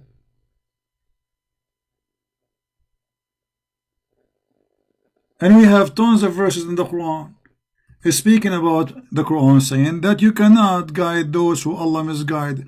But all of them later, they became Muslims. Muhammad became victorious. And when became victorious, people, they enter into Islam by waves. Go and read the victory chapter.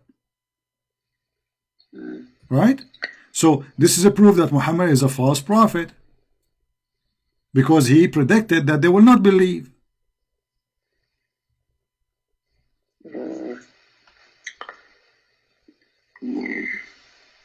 Let me ask you, do Allah guide kuffar or Allah guide only Muslims? No, God guides those who believe in God. No. Do Allah guide the kuffar or he don't guide kuffar? No, he does not. Okay, guys, Allah, he don't guide the kuffar. So how Khalid al-Walid became a believer? He was a kafir. Umar, he was a kafir. Abu Bakr was a kafir. I mean, this is a joke. You just say to me, Allah will not guide the kuffar. Abu Lahab didn't become Muslim. Huh? Abu Lahab didn't become Muslim. No problem. Chapter 5, verse number 67 says, Allah guide not the kuffar. Correct? Yeah. Okay. Was Abu Bakr kafir before he converted to Islam? Was yeah. Okay. Was Umar kafir before he converted to Islam? Okay. Okay. But the Quran says that Allah guide not the kuffar. No. Okay, the kuffar are those who know Islam and disbelieve. What do you mean who know Islam? It says Allah, he guide not the kuffar. Anyone is kuffar. Allah, look how many verses. Allah, he guide not the kuffar. Yeah. So like people who don't know the message of Islam, and then they can't technically be called disbelievers because they don't know what to believe in. But my friend, right? Isn't it God, he sent messenger for the kuffar or to the believers? Obviously to the kuffar, because he want to guide them. So here it says Allah guide not the kuffar, the unbeliever. Read it. And that is the most silly, stupid story, because as you are saying, that doctor will not come to the sick, he come only to the healthy. You know, When the Jews, they asked Jesus about how he speak to those people, he said, I came to the sick. He came to the sick. So when your God will can I not, just ask you a question? when your God, he says that he will not guide the disbelievers. Isn't the Quran says that the disbelievers have sickness in their heart? So they are sick. Okay. Okay. So didn't he help the sick one and guide them? I mean, who is the one who need guidance? The one is guided already, or the one is not guided? You see, until now you fail to give me any prophecy. You know, I want to help you. According to your prophet, how the baby is made? Because it's prophecy. Baby? Yeah, this is a prophecy from the prophet. How the baby? Oh yeah, that's another thing. The Quran talks about embryology. Like this, tell me about it. I'm interested. So you can go on the scientific journal. It's called NCPI, International Journal of Health Sciences. Interesting, yeah. And then you can read you can read like the extract and then the amazing the proofs. Tell me about it, please. Tell me about the Quran first, and then we can compare. According to the Quran, how the baby is made. I can send you the article if you want to read it. No problem. problem. You can send me as much as you want, but I want you now to tell me. You can read it for us, but now start with the Quran. According to the Quran, how the baby is made. Okay, so if we get the verse out.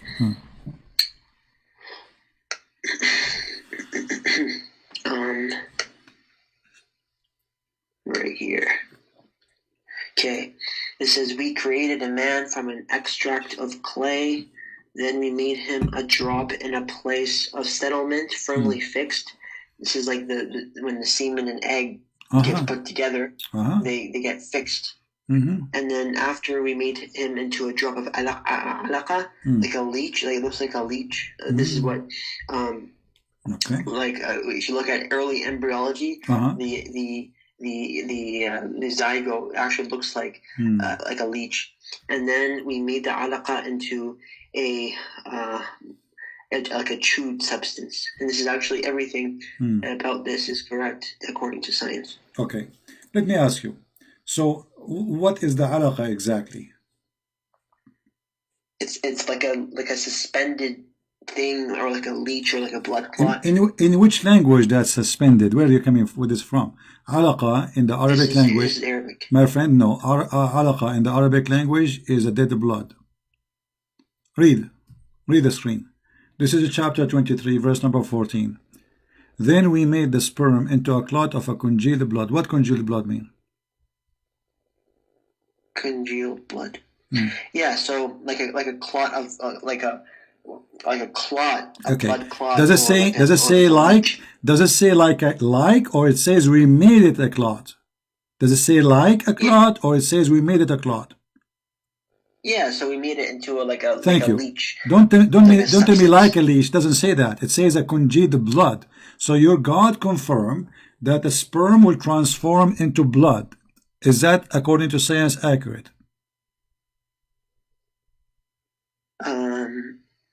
It is accurate. Oh, okay. You said you have a journal. You know what? I will shave my 20-foot beard if you can show me in that journal where it says that the sperm of them. Yeah, you know, you are the one who mentioned to me journal and blah blah blah. Okay, can you show me in that journal where it says that the sperm transform into dead blood, and the dead blood became a lump, and then the lump became bones? Show me where that it says. I want you to read for us. I'm listening. I trust you. I trust you. Don't give me a link. I don't open links. Just read for us. Just read for us. Begins to. Sorry, what? Read for us where it says that a sperm. This is the stages. We have a sperm. We made the sperm into, which means the transform is what? Yeah. Okay. Yeah. Where in the journal it says that the sperm became a clot of a blood. Yeah. So like the meaning, what you're saying is a blood clot. We find that the external appearance of the embryo and its sacs during the alaqa stage is similar to that of a blood clot. My friend, hold on.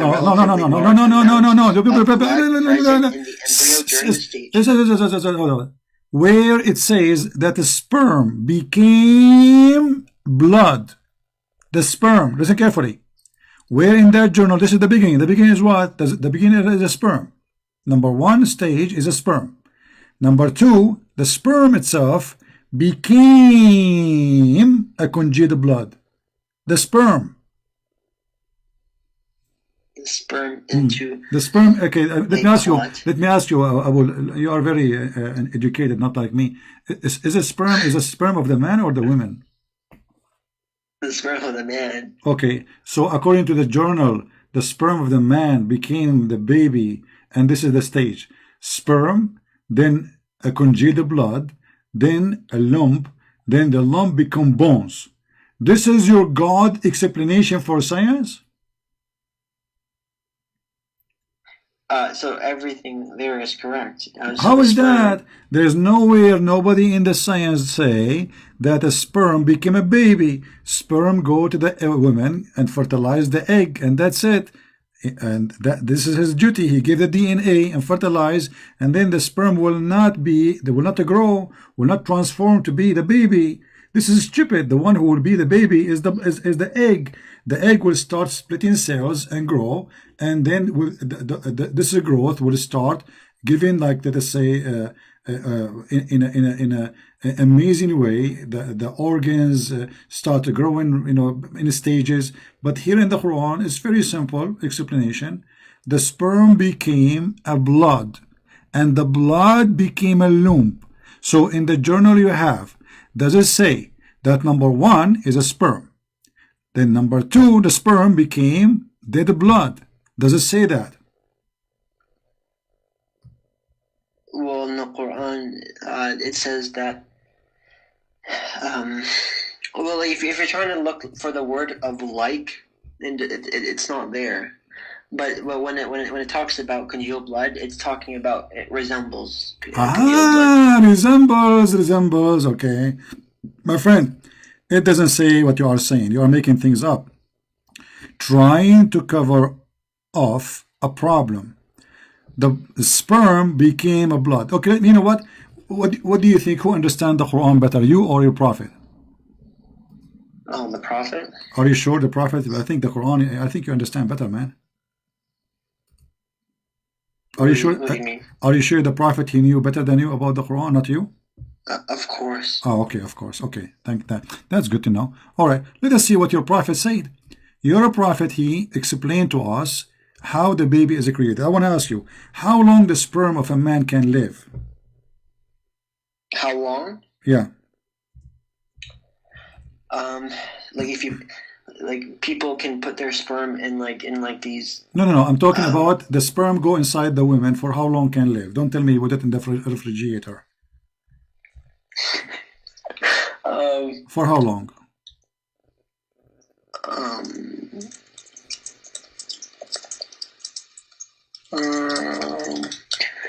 So it says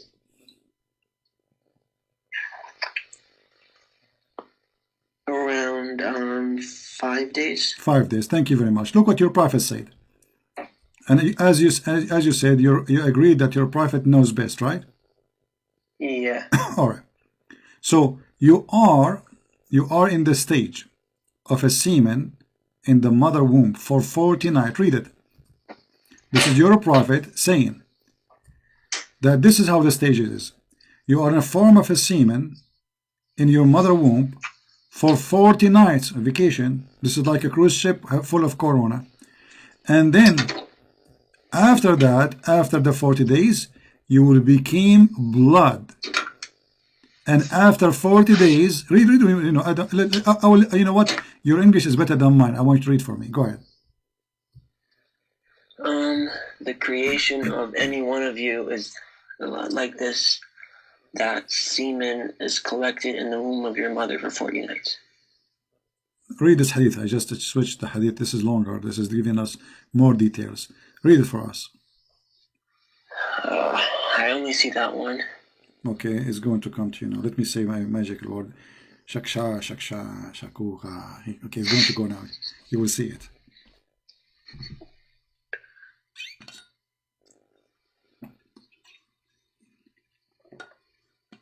You see it now? Yeah, it's the Okay. messenger of Allah. Peace be upon him. He is the truthful, the beloved, the believed, narrated to us. Verily, the creation of each one of you is brought together in his mother's womb for 40 days in the form of a nutfa. Which means sperm. Nutfa means sperm, correct?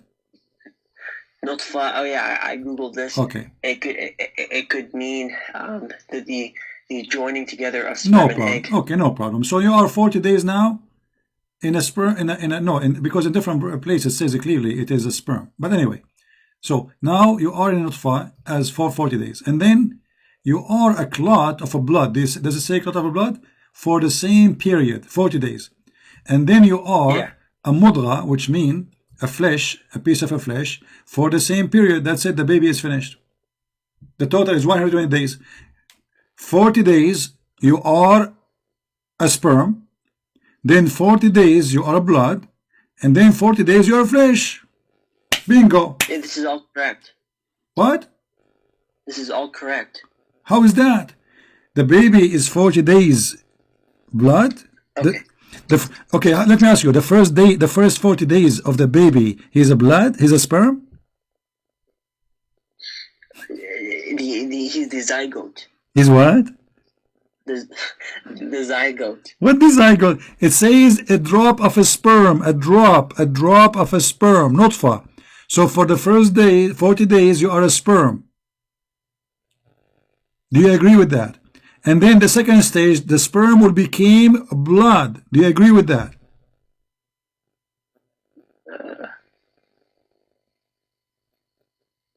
Hold on. Well, like, why don't you like call a doctor and like ask him these questions? Aren't you a doctor? I thought you are talking about the Dr. Muhammad now. This is Dr. Muhammad. We are talking to my friend. Are you insulting this is Dr. Muhammad? Hello.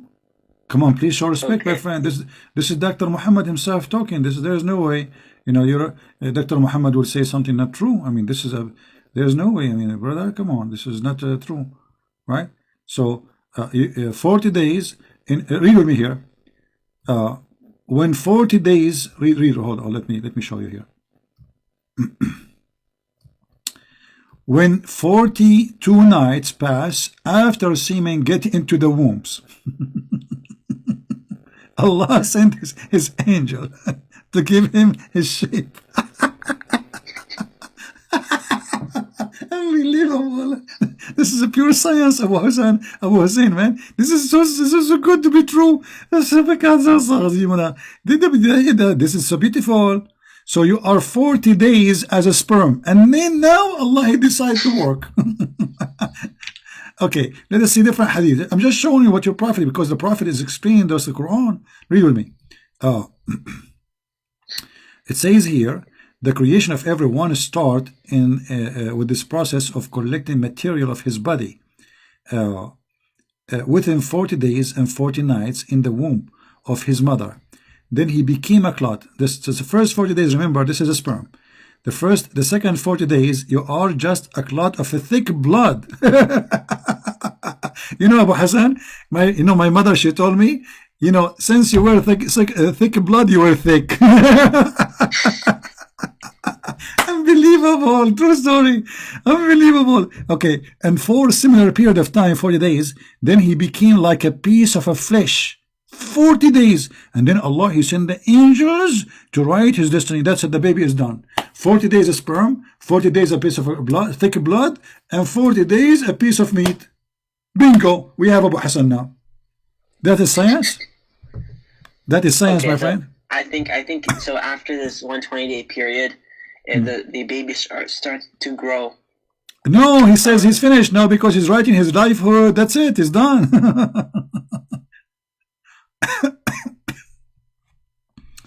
My friend, don't you see? Don't you see? Don't you read? That's it. Then Allah, he sent the angel, and he decide. And according to your prophet, the last thing Allah, he decide is male or female. The angel asked Allah, is it going to be male or female? According to science, the first thing happen is decided already, is the male or female, because the sperm decide the gender of the baby. That's it. So what your prophet is talking about, obviously your prophet is a false prophet. Okay, let me ask you, are you married? I'm not. Don't get married, man. Women these days are scary. Yeah. Because, you know, I heard that women, they have, I don't know what to say to you, they have testicles in their chest. What do you mean? Well, isn't it the Quran said that Allah, He created the baby from the sperm of the man, from the backbone, and the sperm of the woman from the chest location, which is specific location of the necklace? Does the Quran says that or no? I don't know. Okay. This is a chapter 86, verse number 7. Do you have interpretation for it? For which one? Chapter 86, verse number 7. Chapter 86, verse 7. Yeah. Yeah, issuing from between the backbone and the breastbone. So what do you think? What does this mean? Yeah, so that's actually true. If you look at the embryo, where the sperm emerges, it does come from between the backbone and the breastbone. The embryo is the sperm now? I don't know. No. Okay. So like the place where the sperm comes out, if you look at the human body, if you look at these like the spine and then the backbone and then the breastbone, the sperm actually comes from between them. Yeah, but this verse is not talking about one person, talking about two. It's talking about the man and the women. You know what? What interpretation would you like me to show you for this verse? Whatever you say, I'm going to accept. No problem. Of which interpretation? Yeah, to understand this verse. So I will. We will not be fair. I don't want to name my own. Give me interpretation. Says okay. Whatever he says, we accept. We go with it. Zakir Naik. Zakir Naik now have interpretation. Yes. Since when Zakir Naik have interpretation? What happened to Ibn Kathir? You sold him? You love him so much, so you can go Zakir Naik. No, I'm asking you seriously. Which book you want me to show you interpretation for it? Yeah, why not? In Zakir Naik. There's no something called Zakir Naik. Who's Zakir Naik? Anyway, come on. Give me a book of a scholar you accept, please. At-Tabari. At-Tabari. Okay, At-Tabari. Guys, he said At-Tabari. But we don't have Tabari in English. Do you know Arabic? He said no. There's no. Do you have a Tabari in English? We have to show you in English. What about Ibn Kathir? Is that okay, Ibn Kathir? Okay, but like... Okay, let us see Ibn Kathir. Chapter 86, verse number 7. Let us see. This is the official website. Okay.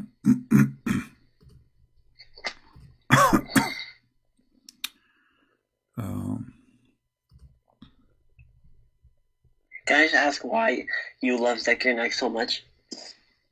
You know, he is really smart, super smart. He is actually he is the most smart Muslim ever I met. I mean, I admit. You know, he speaks many languages. I don't understand any of them. Let us read what Ibn Kathir is saying.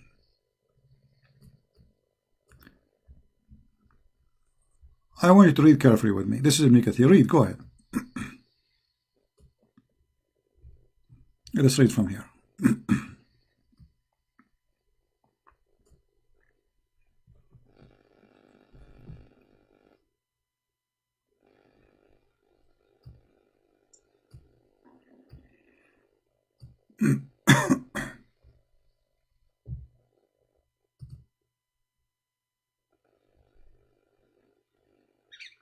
Is it coming to you? Yeah. Okay. Read for me.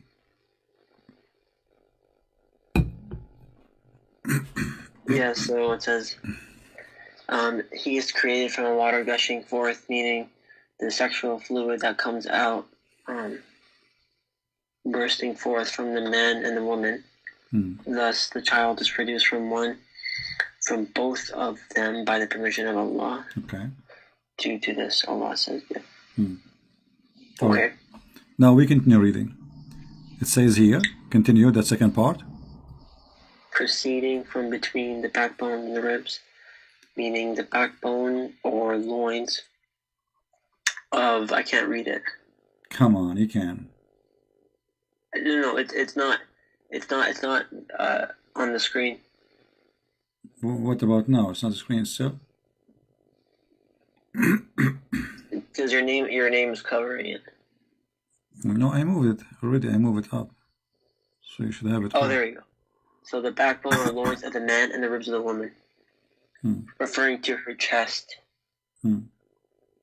So, okay. So the sperm is a sperm of the man coming from the backbone, and women have a sperm coming from her chest. Do you agree with that? Okay. Yeah, this is only like an interpretation. This is not like... Okay. So this is interpretation. Yeah. Like if you show me a hadith that says that this is talking about the woman. All right.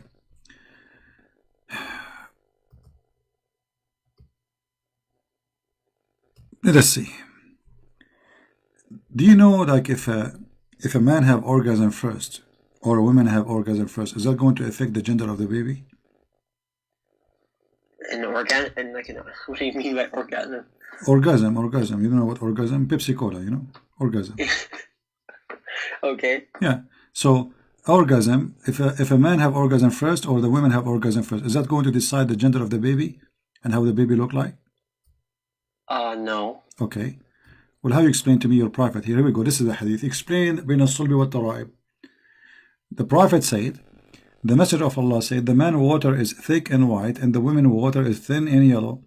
Which of them comes first? The child resembled the parent. And you said no. Everybody heard you. So you just got your prophet busted. So your prophet saying that there's a water come from the woman coming from her chest, and that is yellow. So Muhammad, he think women have a sperm, and that is the water she see in her private part. And the man have a sperm, and that she what is thick and white. And whichever of them comes first, the baby resemble the parent, which means male or female. What do you think about this disaster? The man's water is thick and white, and the woman's water is thin and yellow. Whichever of them comes first, the child will resemble that parent. Okay, so what's wrong with this? A second ago, I asked you, if the person have orgasm first, is that going to affect the gender of the baby or the look? You said no. You remember? A second ago. Your prophet saying exactly what we asked you. I asked you. This is right. No. What do you mean right? You said no. You said wrong. You said no. You said, I asked it to you, if a man have orgasm first or the women have orgasm first, is that going to affect the look or the gender of the baby? You said no. What does it mean by coming first? Like coming first, have an orgasm first. You don't know. Come on. Now you are like you're supposedly you don't know what orgasm mean. Let me explain to you what orgasm mean. Okay. Now you are walking down street, okay, and then there's an apple tree, and then the apple tree, one apple fell in your head. You woke up, you find yourself having orgasm. I mean, how in the world you are a man, you do not know come first mean? This guy wanna convince me that he do not know what comes first mean, and I believe it. Yeah. Okay. This is Sunan Nasa'i. Okay. This is like Sahih Hadith. No, this is not Sahih. This is Da'if. So what if it's Da'if? It's a problem now?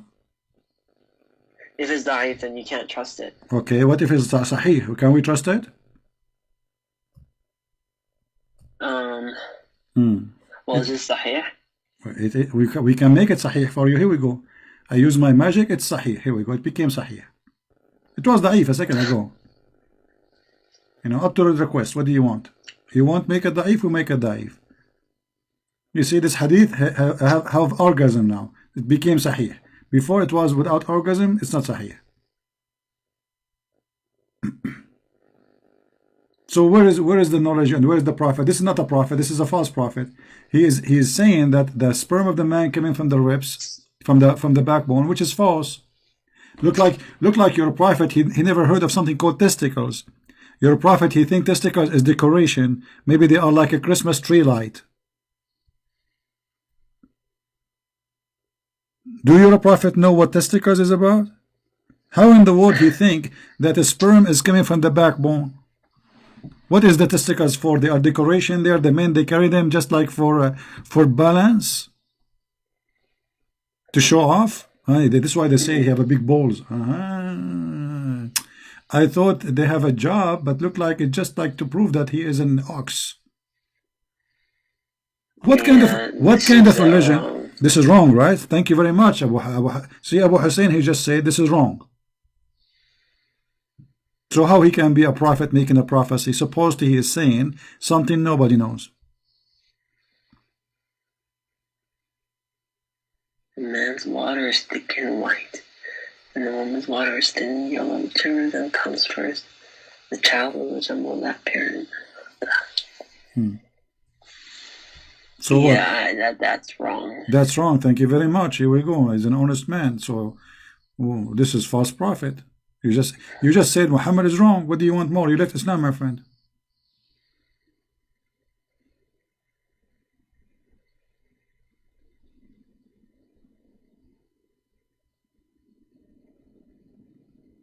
Yeah, because like I don't like if it's wrong that I don't know like if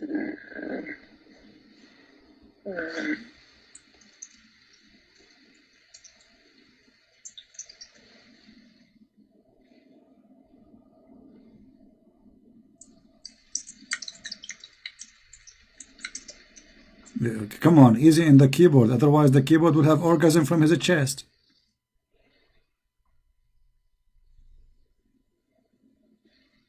Yeah, I don't know.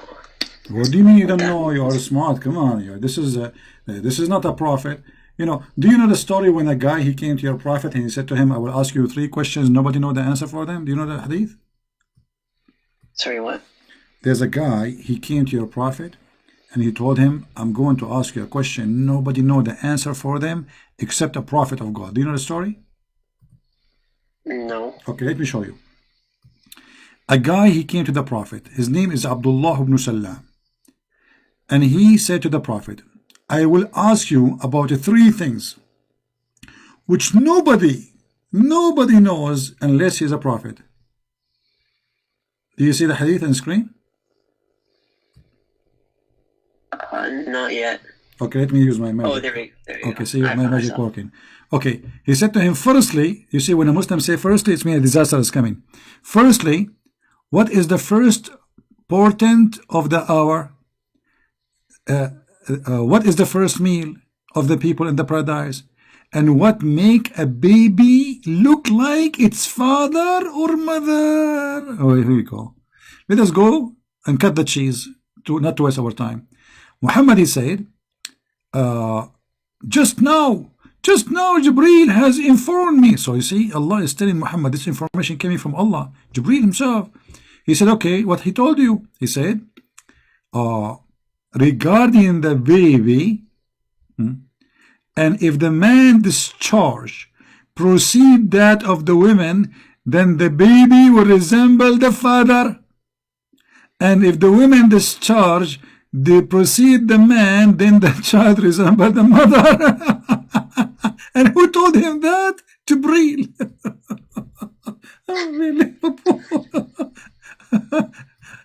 You know, Jibreel, the god of the watermelon. What is that, Abu Hussain? What do you think, Abu Hussain? This is Jibreel told him that. And if the man starts proceeding out of the woman, then the child resembles the father. Yeah, no, that's... And the woman discharged proceeded out of the man, and the child resembles the mother. Wait, which hadith is this? This is Da'if hadith. Like what's the number of the hadith? Number of the hadith, Da'if, 2 Da'if, 3 Da'if, 4 Da'if, 5, 7 Da'if. What is it? You know, it's okay. So what do you think now? And look, the guy, he converted to Islam. He said, oh boy, After hearing this, Abdullah, he said, I testify that none has the right to be worshipped but Allah, and you are truly a messenger of Allah. And look how stupid the story. The guy, he told them in the beginning, I will ask you questions, nobody knows the answer for them except a prophet. But yet he knew the answer for them, which means a prophet too. Do you see? It says, I will ask you, Abu Hussain, read with me. I will ask you about the three things which nobody knows unless he be a prophet. Does it say that? Unless he be a prophet. Okay. Now the guy agree with the prophet that this is the correct answer. That means he's a prophet too.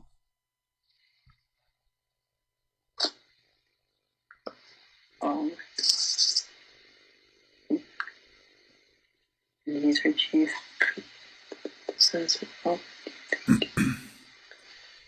You're well protected from this. What do you mean he's a prophet too? Well, if I say to you, this information nobody knows unless he is a prophet from God. And I know it already. I know the answer for it. That's mean I'm a prophet too. The one is asking that. Okay, the one is asking the question. He is saying the answer for this, nobody knows the true answer unless he is a prophet. Correct? Yeah. But he knew the answer because he agreed with it. So now we have two prophets. We have Muhammad a prophet and Abdullah ibn Salam prophet. And this is Sahih al-Bukhari, my friend. This is very Sahih. And this is hadith number, book number 60, hadith number 7. Yeah. Number 7.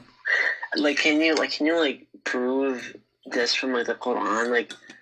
Like not the hadith. My friend, I just showed you. You give me your own interpretation. So I showed you Ibn Kathir for the Quran.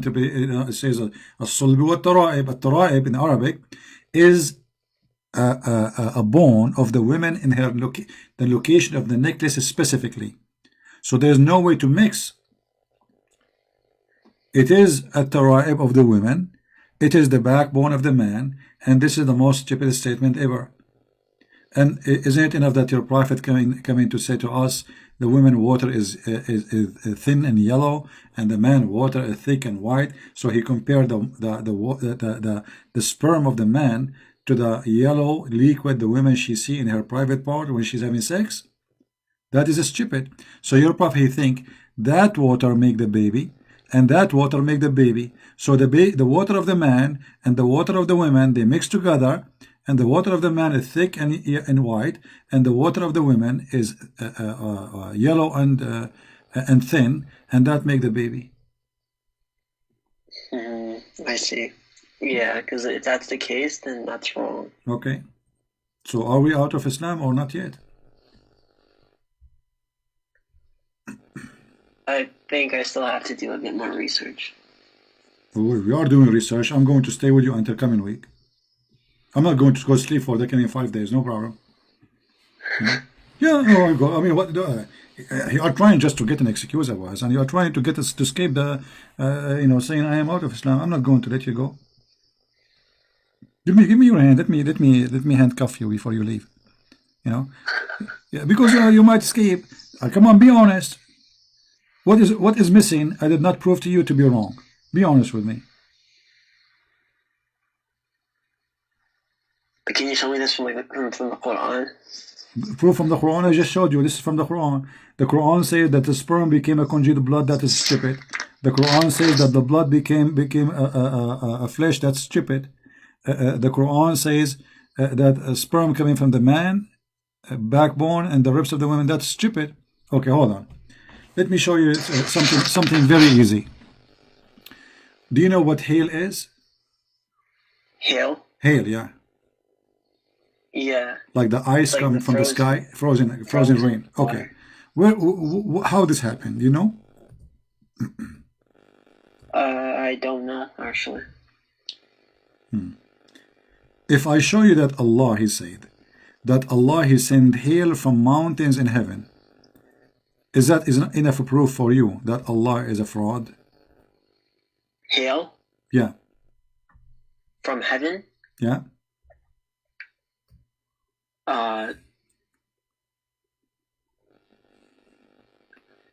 you can technically say that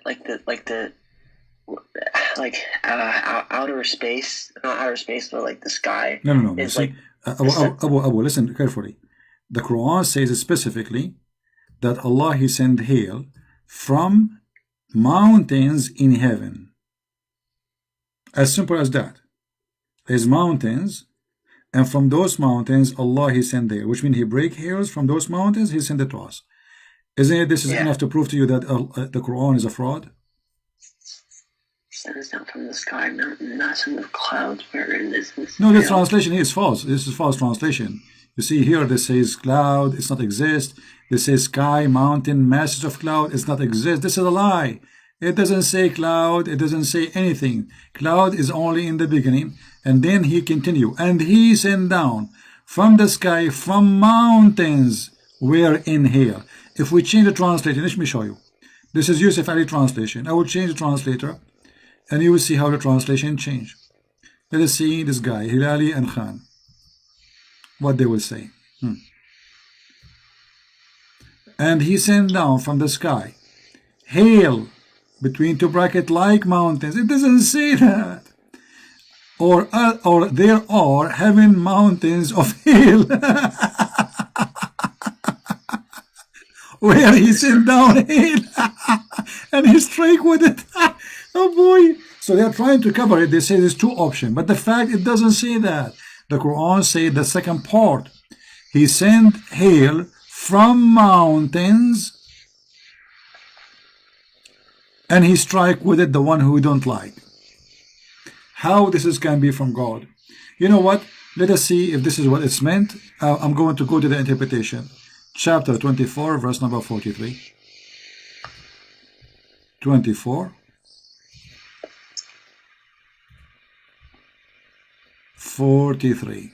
And right away you will see in a second that when they translate the Quran, they are trying to cover the scam. Read carefully with me, my friend. This is Jalalain. It says, and he sent down from heaven out of the mountains. Do you see it? Out of the mountains. How that can be from God?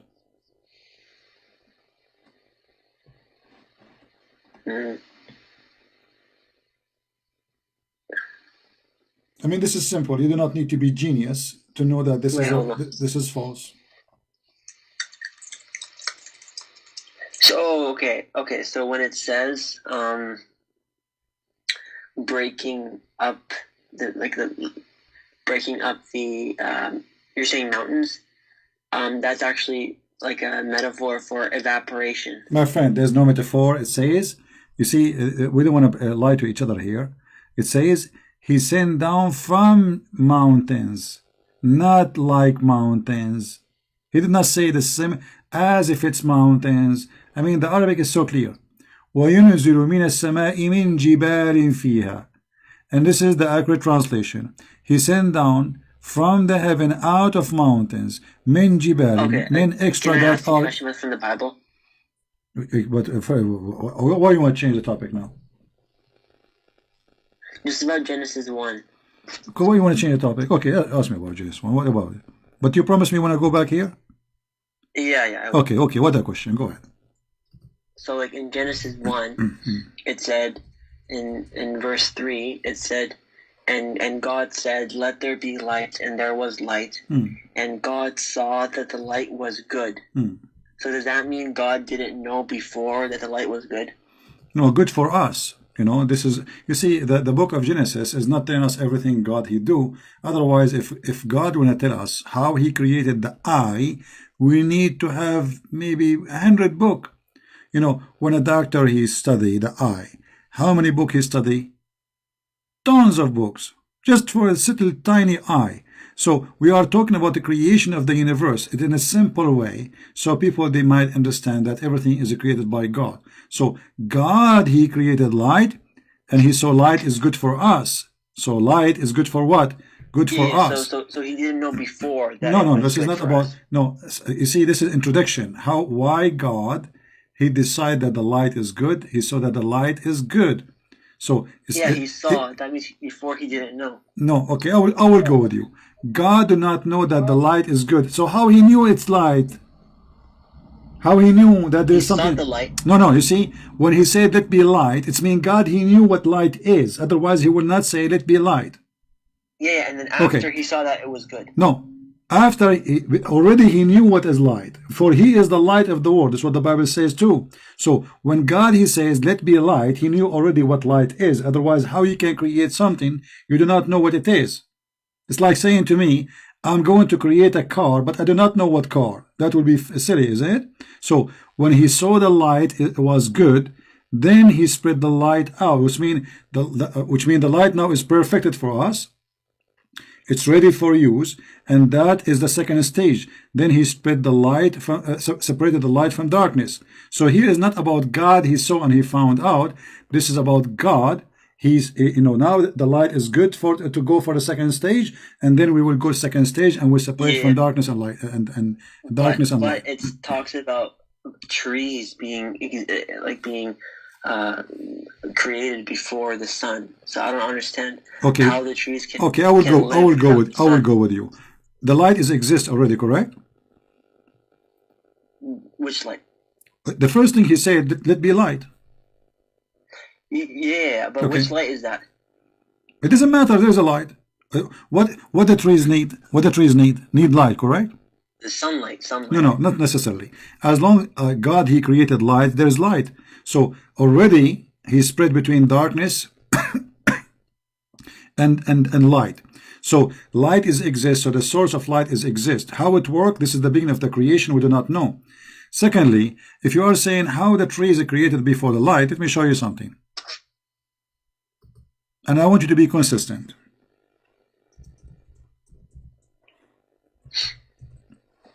Do you see the screen?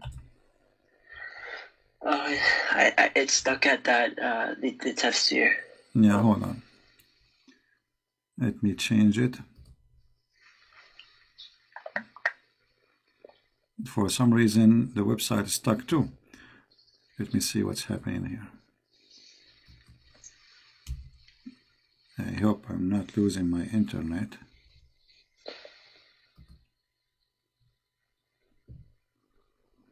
Oh, where are you from? You see, well, I will tell you my story now, but this is a very sad story. This is between me and you. Is that okay? Okay. Well, my dad, he was hijacking an airplane, and my mom was with him. She was like carrying me. It was like the month number 14. So anyway, he tried to land in Switzerland. They did not give him refugee because he is from Al Qaeda. So he flight all the way to the Trade Center, and they hit the Trade Center, and I was born there. So that you can say like I'm from the Trade Center place. Okay. I don't know what happened to this website. It's not opening. I think they are doing maintenance to it. Let us see the other one.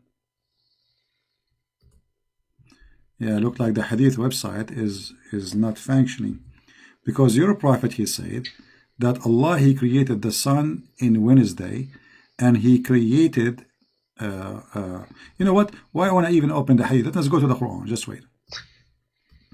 You see, because I'm trying to see how consistent you are. Because if you have a problem with the sun created at the fourth day, what the Quran says that the sun created at the end in one of the chapters of the Quran.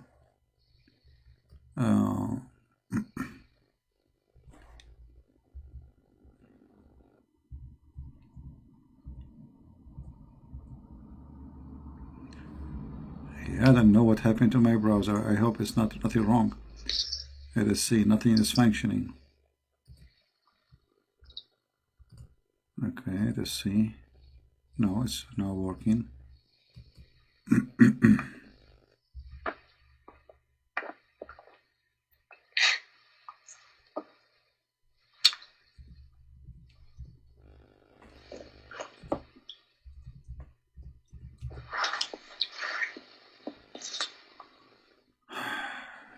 What happened? Let's try a different website.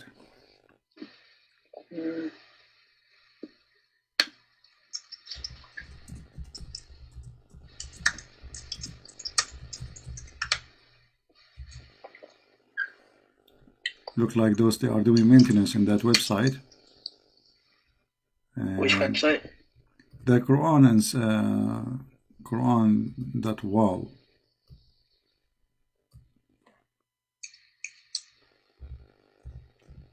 QuranWow.com? Yeah, for some reason. Yeah, I could open it. You can? Yeah. Okay, let me try a different browser.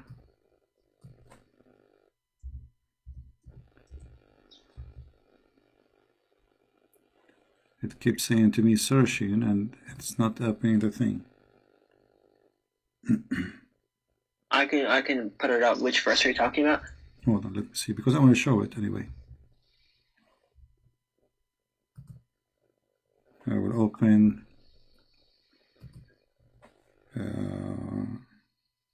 search truth. All right, yeah, this website is working here. Let's see. You're either from Egypt or Iraq. Well, I don't know. I mean, see, because I told you, like my my father, he was like all over the place. You know, he my cousin Osama bin Laden. You know, by the way, he say hello for you.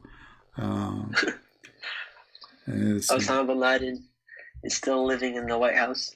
No, actually, he is now. He said to you from the fish tank.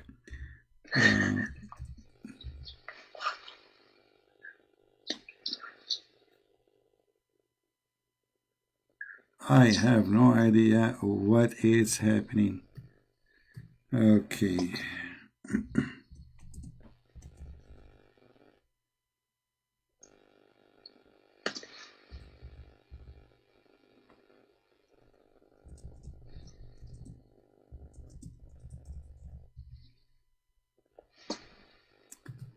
Okay, look, maybe I have to find. I think I have a problem with my internet, but anyway, finally it's open. Okay, can you open for me?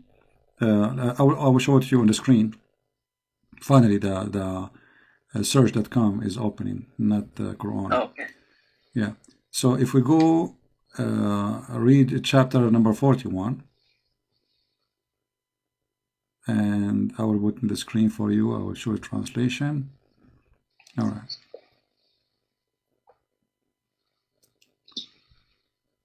Okay, verse number 11. It says here that Allah, after He created the earth, and He finished the earth, and He finished everything in 4 days, and He make everything in 4 days, including the grass, the water, everything. Then and after that, not moreover, He went to the sky, and the sky was a smoke, which means was nothing. And then after that, He completed them, and He made them 7 firms in 2 days. And after that, He created the stars. According to you, you are saying, how God created the sun in the 4th day in the Bible. According to the Quran, Allah created the sun at the end. The last thing. Where does it say that the sun was created the last day? Read it from, this is chapter 41. Read from verse number 9, 10, 11, 12. You will see it. So do you reject the one who created the earth in 2 days? You attribute equals to Him, that is the Lord of the universe. He placed stabilizers over it and blessed it and planned its provisions in 4 days, equally to the seekers. Then He turned to the sky, and it was smoke, and said to it and to the earth, come willingly or unwillingly. Then said, we come willingly. So He completed them as 7 universes in 2 days, and He assigned to each universe its laws, and He decorated the lower universe with lamps and for protection.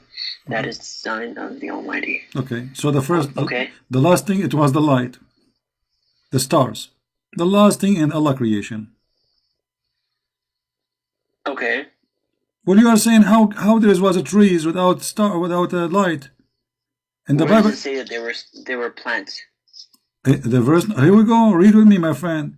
In verse number 10, it says, He set earth, mountains standing firm, high above it, and bestowed blessing in the earth, and measure all things, giving the measurement. Do you see measurement? وَمَرْعَاهَا. You know what mar'aha mean? Mar'aha is the grass for the animals. yeah. The greenery. So now we have trees, we have a greenery, we have a grass, we have water, and then Allah he start walking in the sky. That's verse 12. So in the Bible it says that God from the beginning he created light, so we have light already. So the universe not without light, there's light, but the star which is we know as a sun today is created in the fourth day, which means already there's light. In the Quran there was nothing. The last thing Allah he created it was the stars. Wait, it says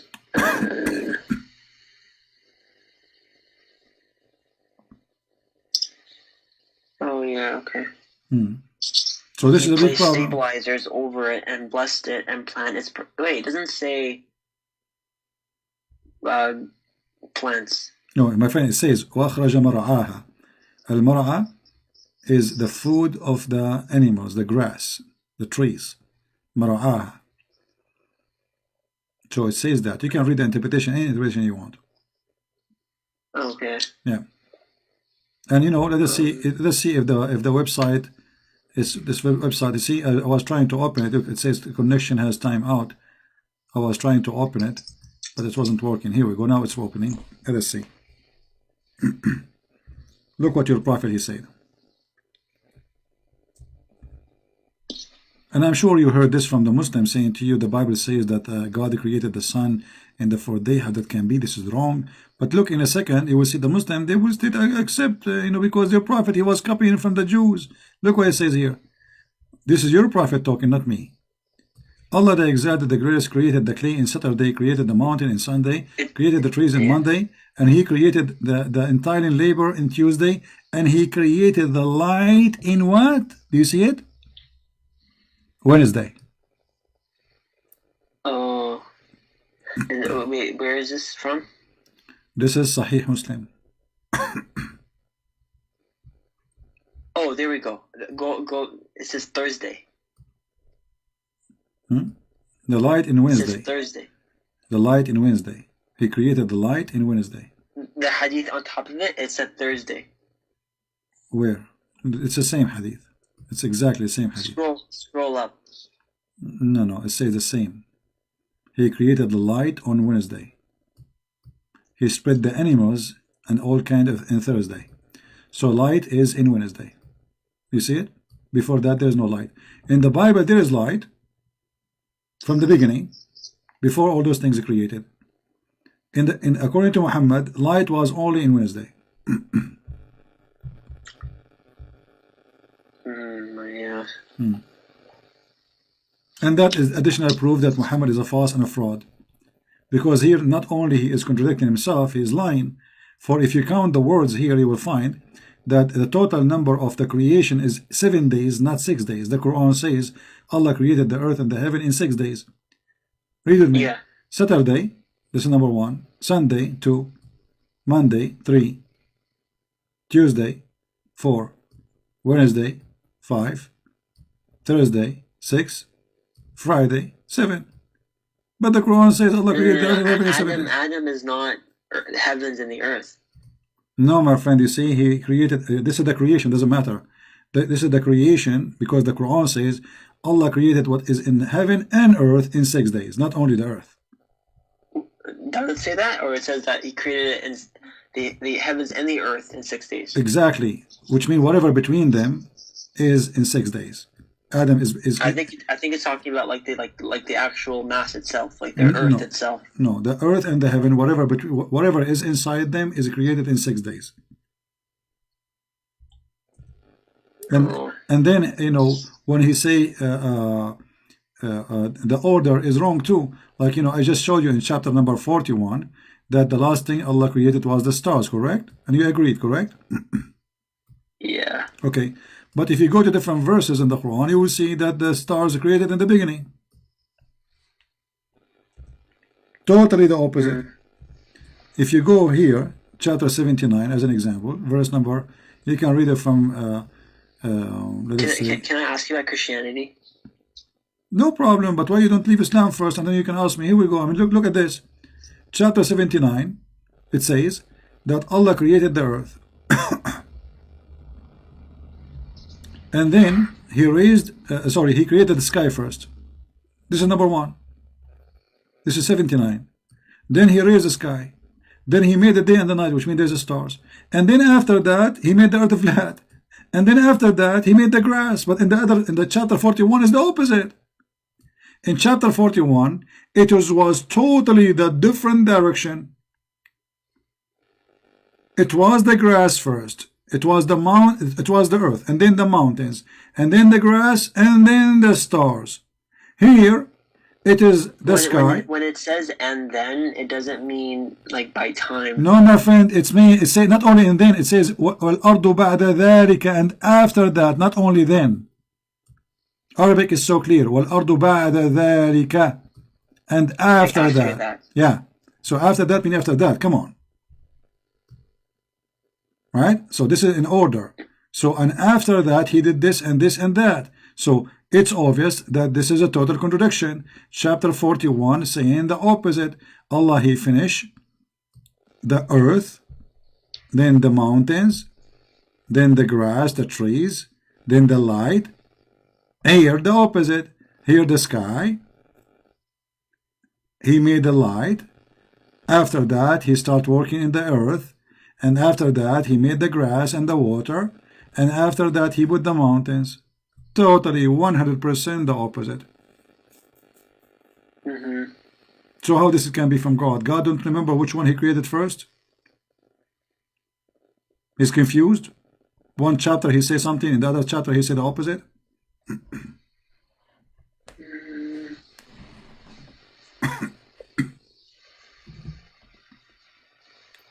Like the Bible also has like so many contradictions. No. You see,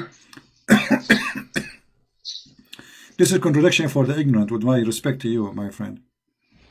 But look what you just said. You just said also in the Bible is contradiction, which means you just admitted that the Quran is full of contradiction.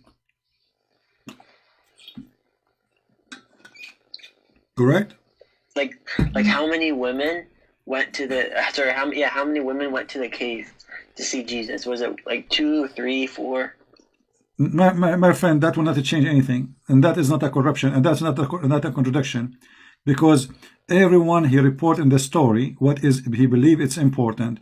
Secondly, if I wrote a story about Jesus, which is what happened, and the other disciple will write the same story, there's no point to write it exactly the same. So we have to cover what is not mentioned. So you think this is different information? The fact it's not. This is why there's 4 people describing more additional information. Because if the 4 they will write exactly word by word, then why we need 4? Do you understand what I'm saying? If all of them they will write exactly word by word, then there is no need for having 4 books. 1 is enough. So each one of them is giving us additional information to let us say to cover more of the story. So 4 writers, 4 reporters, and every one of them is inspired to cover what is need to be covered. So there's no contradiction, and that is the most silly statement ever you can say, that this is a contradiction. So imagine, Abu, I have 4 books. Do you have the original Bible? Sure we have. We have thousands of manuscripts, thousands.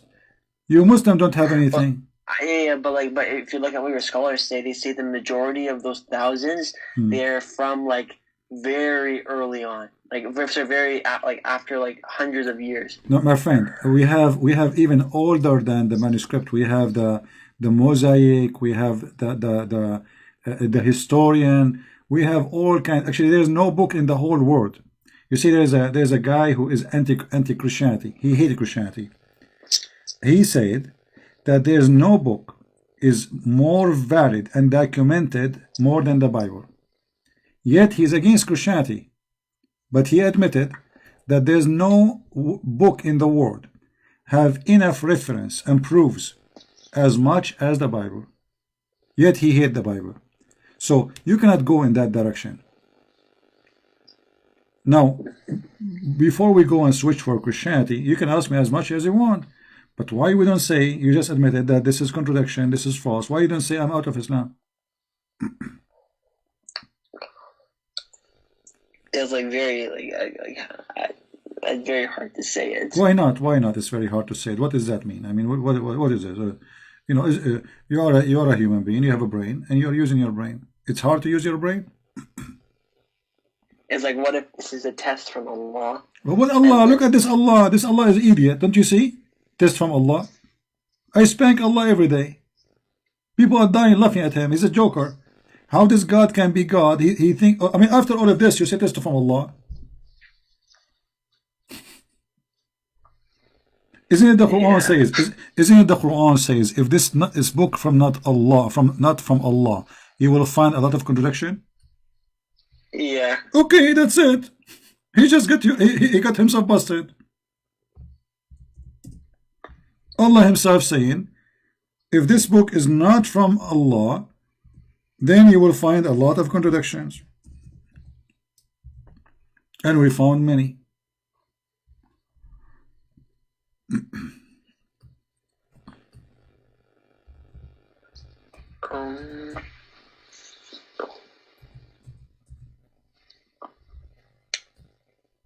أفلا يتدبرون القرآن? Don't they consider the Quran? If this is a book not from Allah, you will find a lot of contradiction. Contradiction. Chapter 4, verse number 82. And we prove to you many of them. Come on. Be brave, Abu. Come on, you are the man.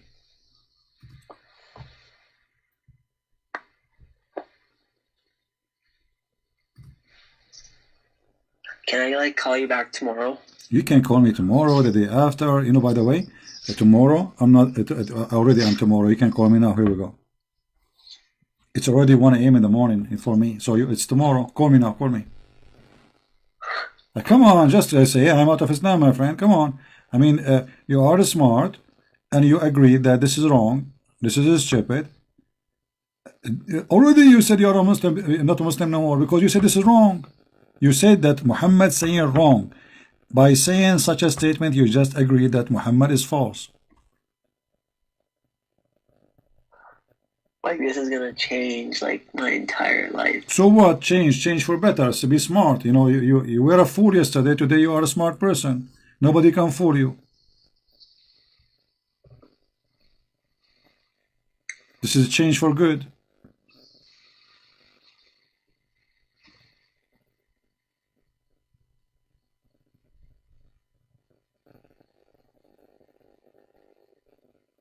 Yeah, I think I can call you tomorrow. No, why you don't say now, I am out of Islam? I want to know what's happening. Why you cannot say it? You just admitted that Muhammad is wrong. What is missing? By saying such a statement, you said Muhammad is a fraud.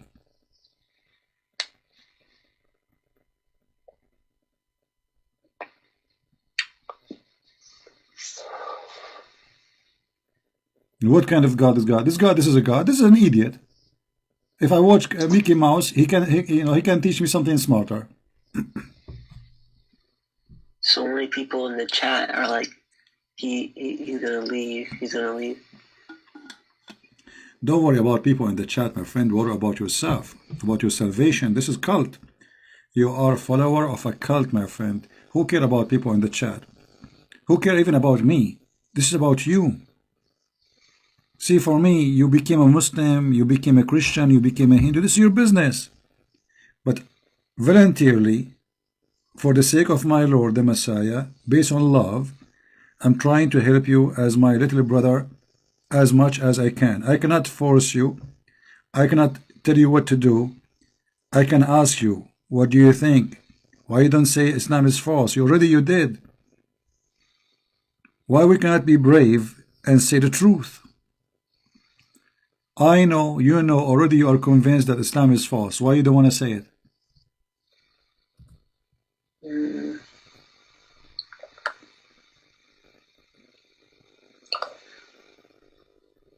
It's just like, it's like been like my entire life, like from. So what? You know, if somebody is smoking all his life, and then one day he finds that smoking is very harmful, should he stop smoking or continue?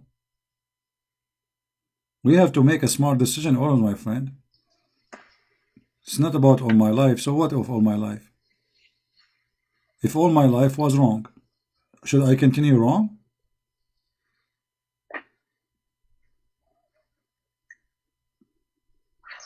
Okay, I'm out of Islam.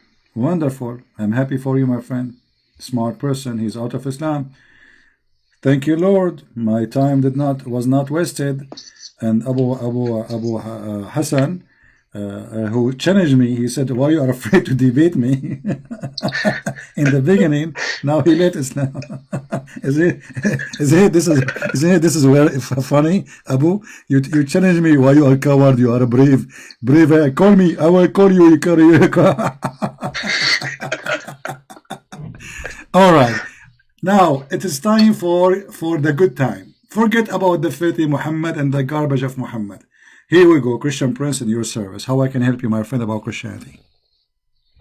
Okay, so like my main question is like the Christians believe that God had to come and like die for us. Like I don't get that. Like why would he have to come and die? No, first of all, nothing is called had to come. Nothing is called had to die. That's not absolutely false. You see, Jesus, he said, for God he loved the world, he sent his only begotten Son. For he loved the world, not because he have to. Nobody have to. Nobody have to. He love us. Because he love us, he want to save us. So you got a wrong idea about Christianity. Christ, he love you. He love me. He love all the Muslims. He love all the Hindus. He love all the Buddhas. He want to save everybody, every single one. The Bible says that happiness will be in the kingdom of God, our Father, if one soul is saved. Imagine how important your soul is. So, because he loves you, not because he have to, because this is for your sake, not for his sake. It's me and you who might go to heaven or to hell, not him. He's not worried about himself. So, he love to help you, not he have to help you. Anything else? So you're saying that God just like he did it because he just wanted to. He wanted to? My friend, God, he created Adam and Eve according to the Bible to share his glory with them, like to give them the glory to live with him, not to commit sin. So like if I wanted to become Christian, like would I have to go to like a Catholic church? This is not the question. Now, who care about Catholic Church or Protestant Church? This is not really important. What make you saved, my friend, is not a Catholic Church or a Protestant Church or Orthodox Church. It's not a church who save you. It is Jesus the Christ.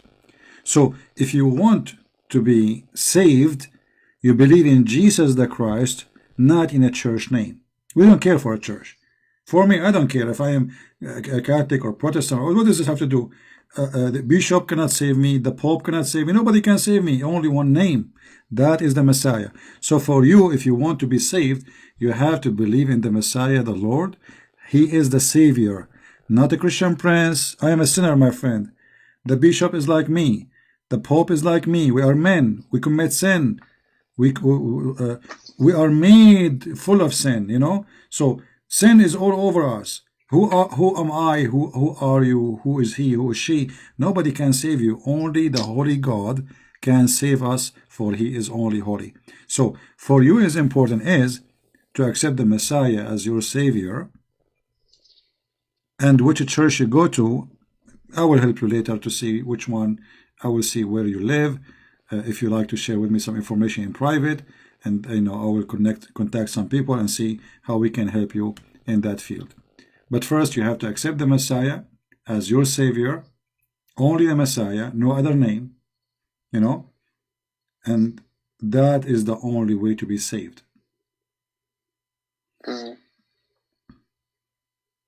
I think I should just do like more research into Christianity. Like I don't want to do the same mistake as last time and like believing in something that I don't know about. What do you mean last time? What last time?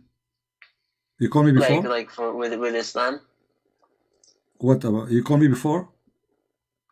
No, I said like I don't want to do the Ah, same yeah, like you. mistake. Ah, okay, you became a Muslim. I mean, you were a Muslim without knowing that Islam is bad. No Yeah, problem. You know, I'm not asking you to become a Christian now, but you see, for me, my friend, I have I have a duty, and the duty is voluntarily based in love, not because I have to again. But my duty is because I love to help you. I invite you to the best and the best of the best.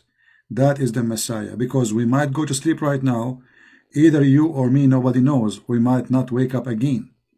So for me, I would love to save Abu Hussein from hell, you know, because you might go to sleep, you never wake up. Is that correct? It might happen yeah, to me, it might happen to you. Death can come in any moment. So we can be saved as long as we are alive and we believe. After that point, there's no point. That's it. So for me, I would love to see you saved today, not tomorrow. But for sure, this is a choice you make. And I don't want you to say Shahada. We don't believe in this garbage. I want you to believe from your heart, not to repeat words you do not know even what they mean. We don't want such a thing. We don't, you know, Christianity, there's no hypocrisy of saying, say Shahada and that's it, you are saved. Many they lie, they say, oh, the Christian believe that Jesus saved them, that said they can commit sin as this is big fat lie. The Messiah said, not everyone says to me, Lord, Lord, will enter the kingdom of my Father, but the one who do his will, which means believe in him, but yet you are a filthy person, you never repent, you are not a believer. A true believer is the Messiah who described him as, from their fruits you shall know them. So how you know a Christian person? A Christian person, he spent his time speaking about Christ, bringing people to Christ, defending the truth, loving people, helping others, helping the elders, loving his parents, loving his family, taking care of the poor. That is a Christian. It's not, those things will not take you to heaven, no. But those things is the fruits of a believer. So the Messiah said, from their fruits you shall know them, which means if you are truly true a believer, then you do what believers do. Otherwise, how a believer can be a believer yet he have no good fruits? So we don't believe that because I made donation I will go to heaven. No, you cannot bribe God. But we believe that because you are a believer, that belief will make you produce the good fruit, which is a fruit fit with the Holy God. So from their fruit we will know them, but it's not the fruit will save you. It's your faith. The fruit is an evidence of you being alive. It's like the blood, you know, you have a blood. How we know that this person is alive? We know we have his heart is beating. So how come he is claiming to be alive but he have no heart? So in Christianity, the second you believe in the Messiah, your heart should be there. And what does that mean? Your heart for the poor, your heart for the elder, your heart for the needy, your heart for the sick, your heart for the one who need help, your heart for your parent, to love them, to respect them, your heart for everybody around you, loving everybody. That is your heart. So you became a believer, you have hate in your heart, you are no Christian. You became a believer, you hurt others, you are no Christian. You became a believer, you want to kill, you want to hate, you want to disgrace people, you are no Christian. So from their fruit we shall know them, my friend, and that is the fruit of Jesus, not my fruit. Which means, because I believe in Jesus the Christ, that fruit is coming automatically from me. For his light is shining through my face, through my blood, through my action, through my words. And this is why I spend my time today with you, my friend and my brother Abu Hussein. I do not know you, my friend. I never met you. I have no idea who are you. But voluntarily, for the sake of love of God, he made me sit with you all those hours. And honest to God, my eyes are hurting, my back is hurting, and I wish really I go and lay down. But because I would love to save you before I go, I say to you, I want to stay with you until tomorrow. I want to stay with you until next week. May the Lord open your heart and save you and accept the Messiah. And this is why I'm staying with you until now. Okay, thank you so much, CP. No, don't thank me, my friend. I'm just telling you what is making me do what I'm doing. If you want to thank the Lord, the Messiah, I just told you, he is the one who made me do that. You see, if not him, I will be busy watching an action movie maybe, or going to nightclubs. You know what I mean? So Yeah. it is not me really who is doing this to you. It is him. We just said, when you are a believer, the fruit of the Messiah is going to come through you. This is not my fruit. This is his fruit. My fruit is ugly. I have nothing good. Nothing good of me. Nothing good to be proud about. It is him who gave me little wisdom to share with you, so you might become a believer and you will be saved. Mm-hmm. Um, yeah. If you I understand what you're saying about Christianity is like all about forgiveness, and then about like Jesus like coming to save you, and then like I like the message. There's nothing like the Messiah, my friend. It's not only a message only. You see, talk is cheap. I can speak good, but I can do bad. The Messiah is the only person who spoke and he did what he said. You see, Jesus, he keeps saying to us, forgive, forgive, love your enemy. It's okay. What if Jesus, he did not practice what he said? That will make him hypocrite, correct? Yeah. Do you know what Jesus said when they were crucifying him in the cross? I actually don't know. He said, forgive them, Father, they do not know what they are doing. Can you imagine, Abu? I mean, you are putting nails in my hands, humiliating me, killing me, literally. And yet, I'm worried about you. Asking the Father to forgive them, saying they do not know what they are doing. Mm-hmm. How much love is that? Can you imagine? Yeah, like a lot of love. So the Messiah is a person who do say something and he practice every word he said. It's going to be very embarrassing if he don't do what he asked us to do. In the death, in the moment of pain, everybody shouting, kill him, his blood in our hands, yet he is forgiving them. How amazing that is. This is why when I say to you, the Messiah said, from their fruits you shall know them. So how we know the Messiah? From his fruits. Otherwise we do not know how he looked like. How I know the Messiah? From his fruits, my friend. His fruits is amazing. It's not just a name. It's not just a reputation. It's not just a followers. It's just not how huge a number the Christianity, how big their church is. It doesn't matter if the church is small or big. If there's one believer left in Christ, still Christ is the truth. The number is not important. Forgive them, Father. They do not know what they are doing. That is the teaching of God. That is the love of God. So the Lord, the Messiah, each time you were questioning about the Bible, how come in the Bible there is a contradiction? How come in the Lord himself, he is saying, forgive him, Father. He do not know what he's doing. This is how much he loves you.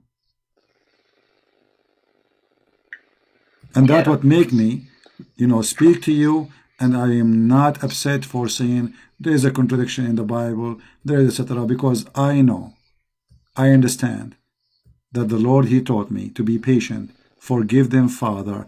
They do not know what they are doing. And you are like my little brother. I'm sure I'm older than you.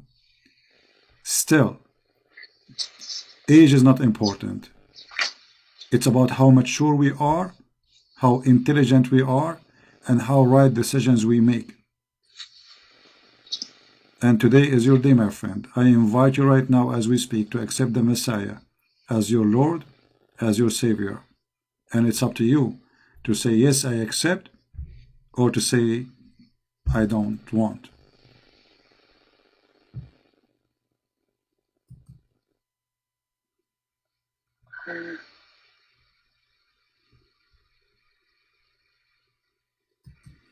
Okay, I accept. I mean to that. Hallelujah. Glory to the Lord. Glory to the Lord. I pray. I pray from my heart to our friend here, our brother, that he today, his soul, his name, his face, his hands, his fingers, his fingerprint is registered in the book of God as person who is being saved, and he is a person who believed. I pray from my heart, my friend, to you, that you forgive me if I was harsh with you. I was harsh because I want to save you. I was maybe a little bit tough because I want to help you. Sometime we have to be burned by the fire so we can be healed from injury. And today you've been healed. I'm so happy for you, Abu. Yeah, I can I just like have like I have to go right now. My friend, don't worry. I know you are crying. I'm happy for you. Those are tears of a glory. You know, wash your heart, wash yourself, and you are a new person today. You are reborn again with the Christ. So those tears, nothing to be ashamed of. You know, the real man is the one who cry when it is time to cry, and there's no shame.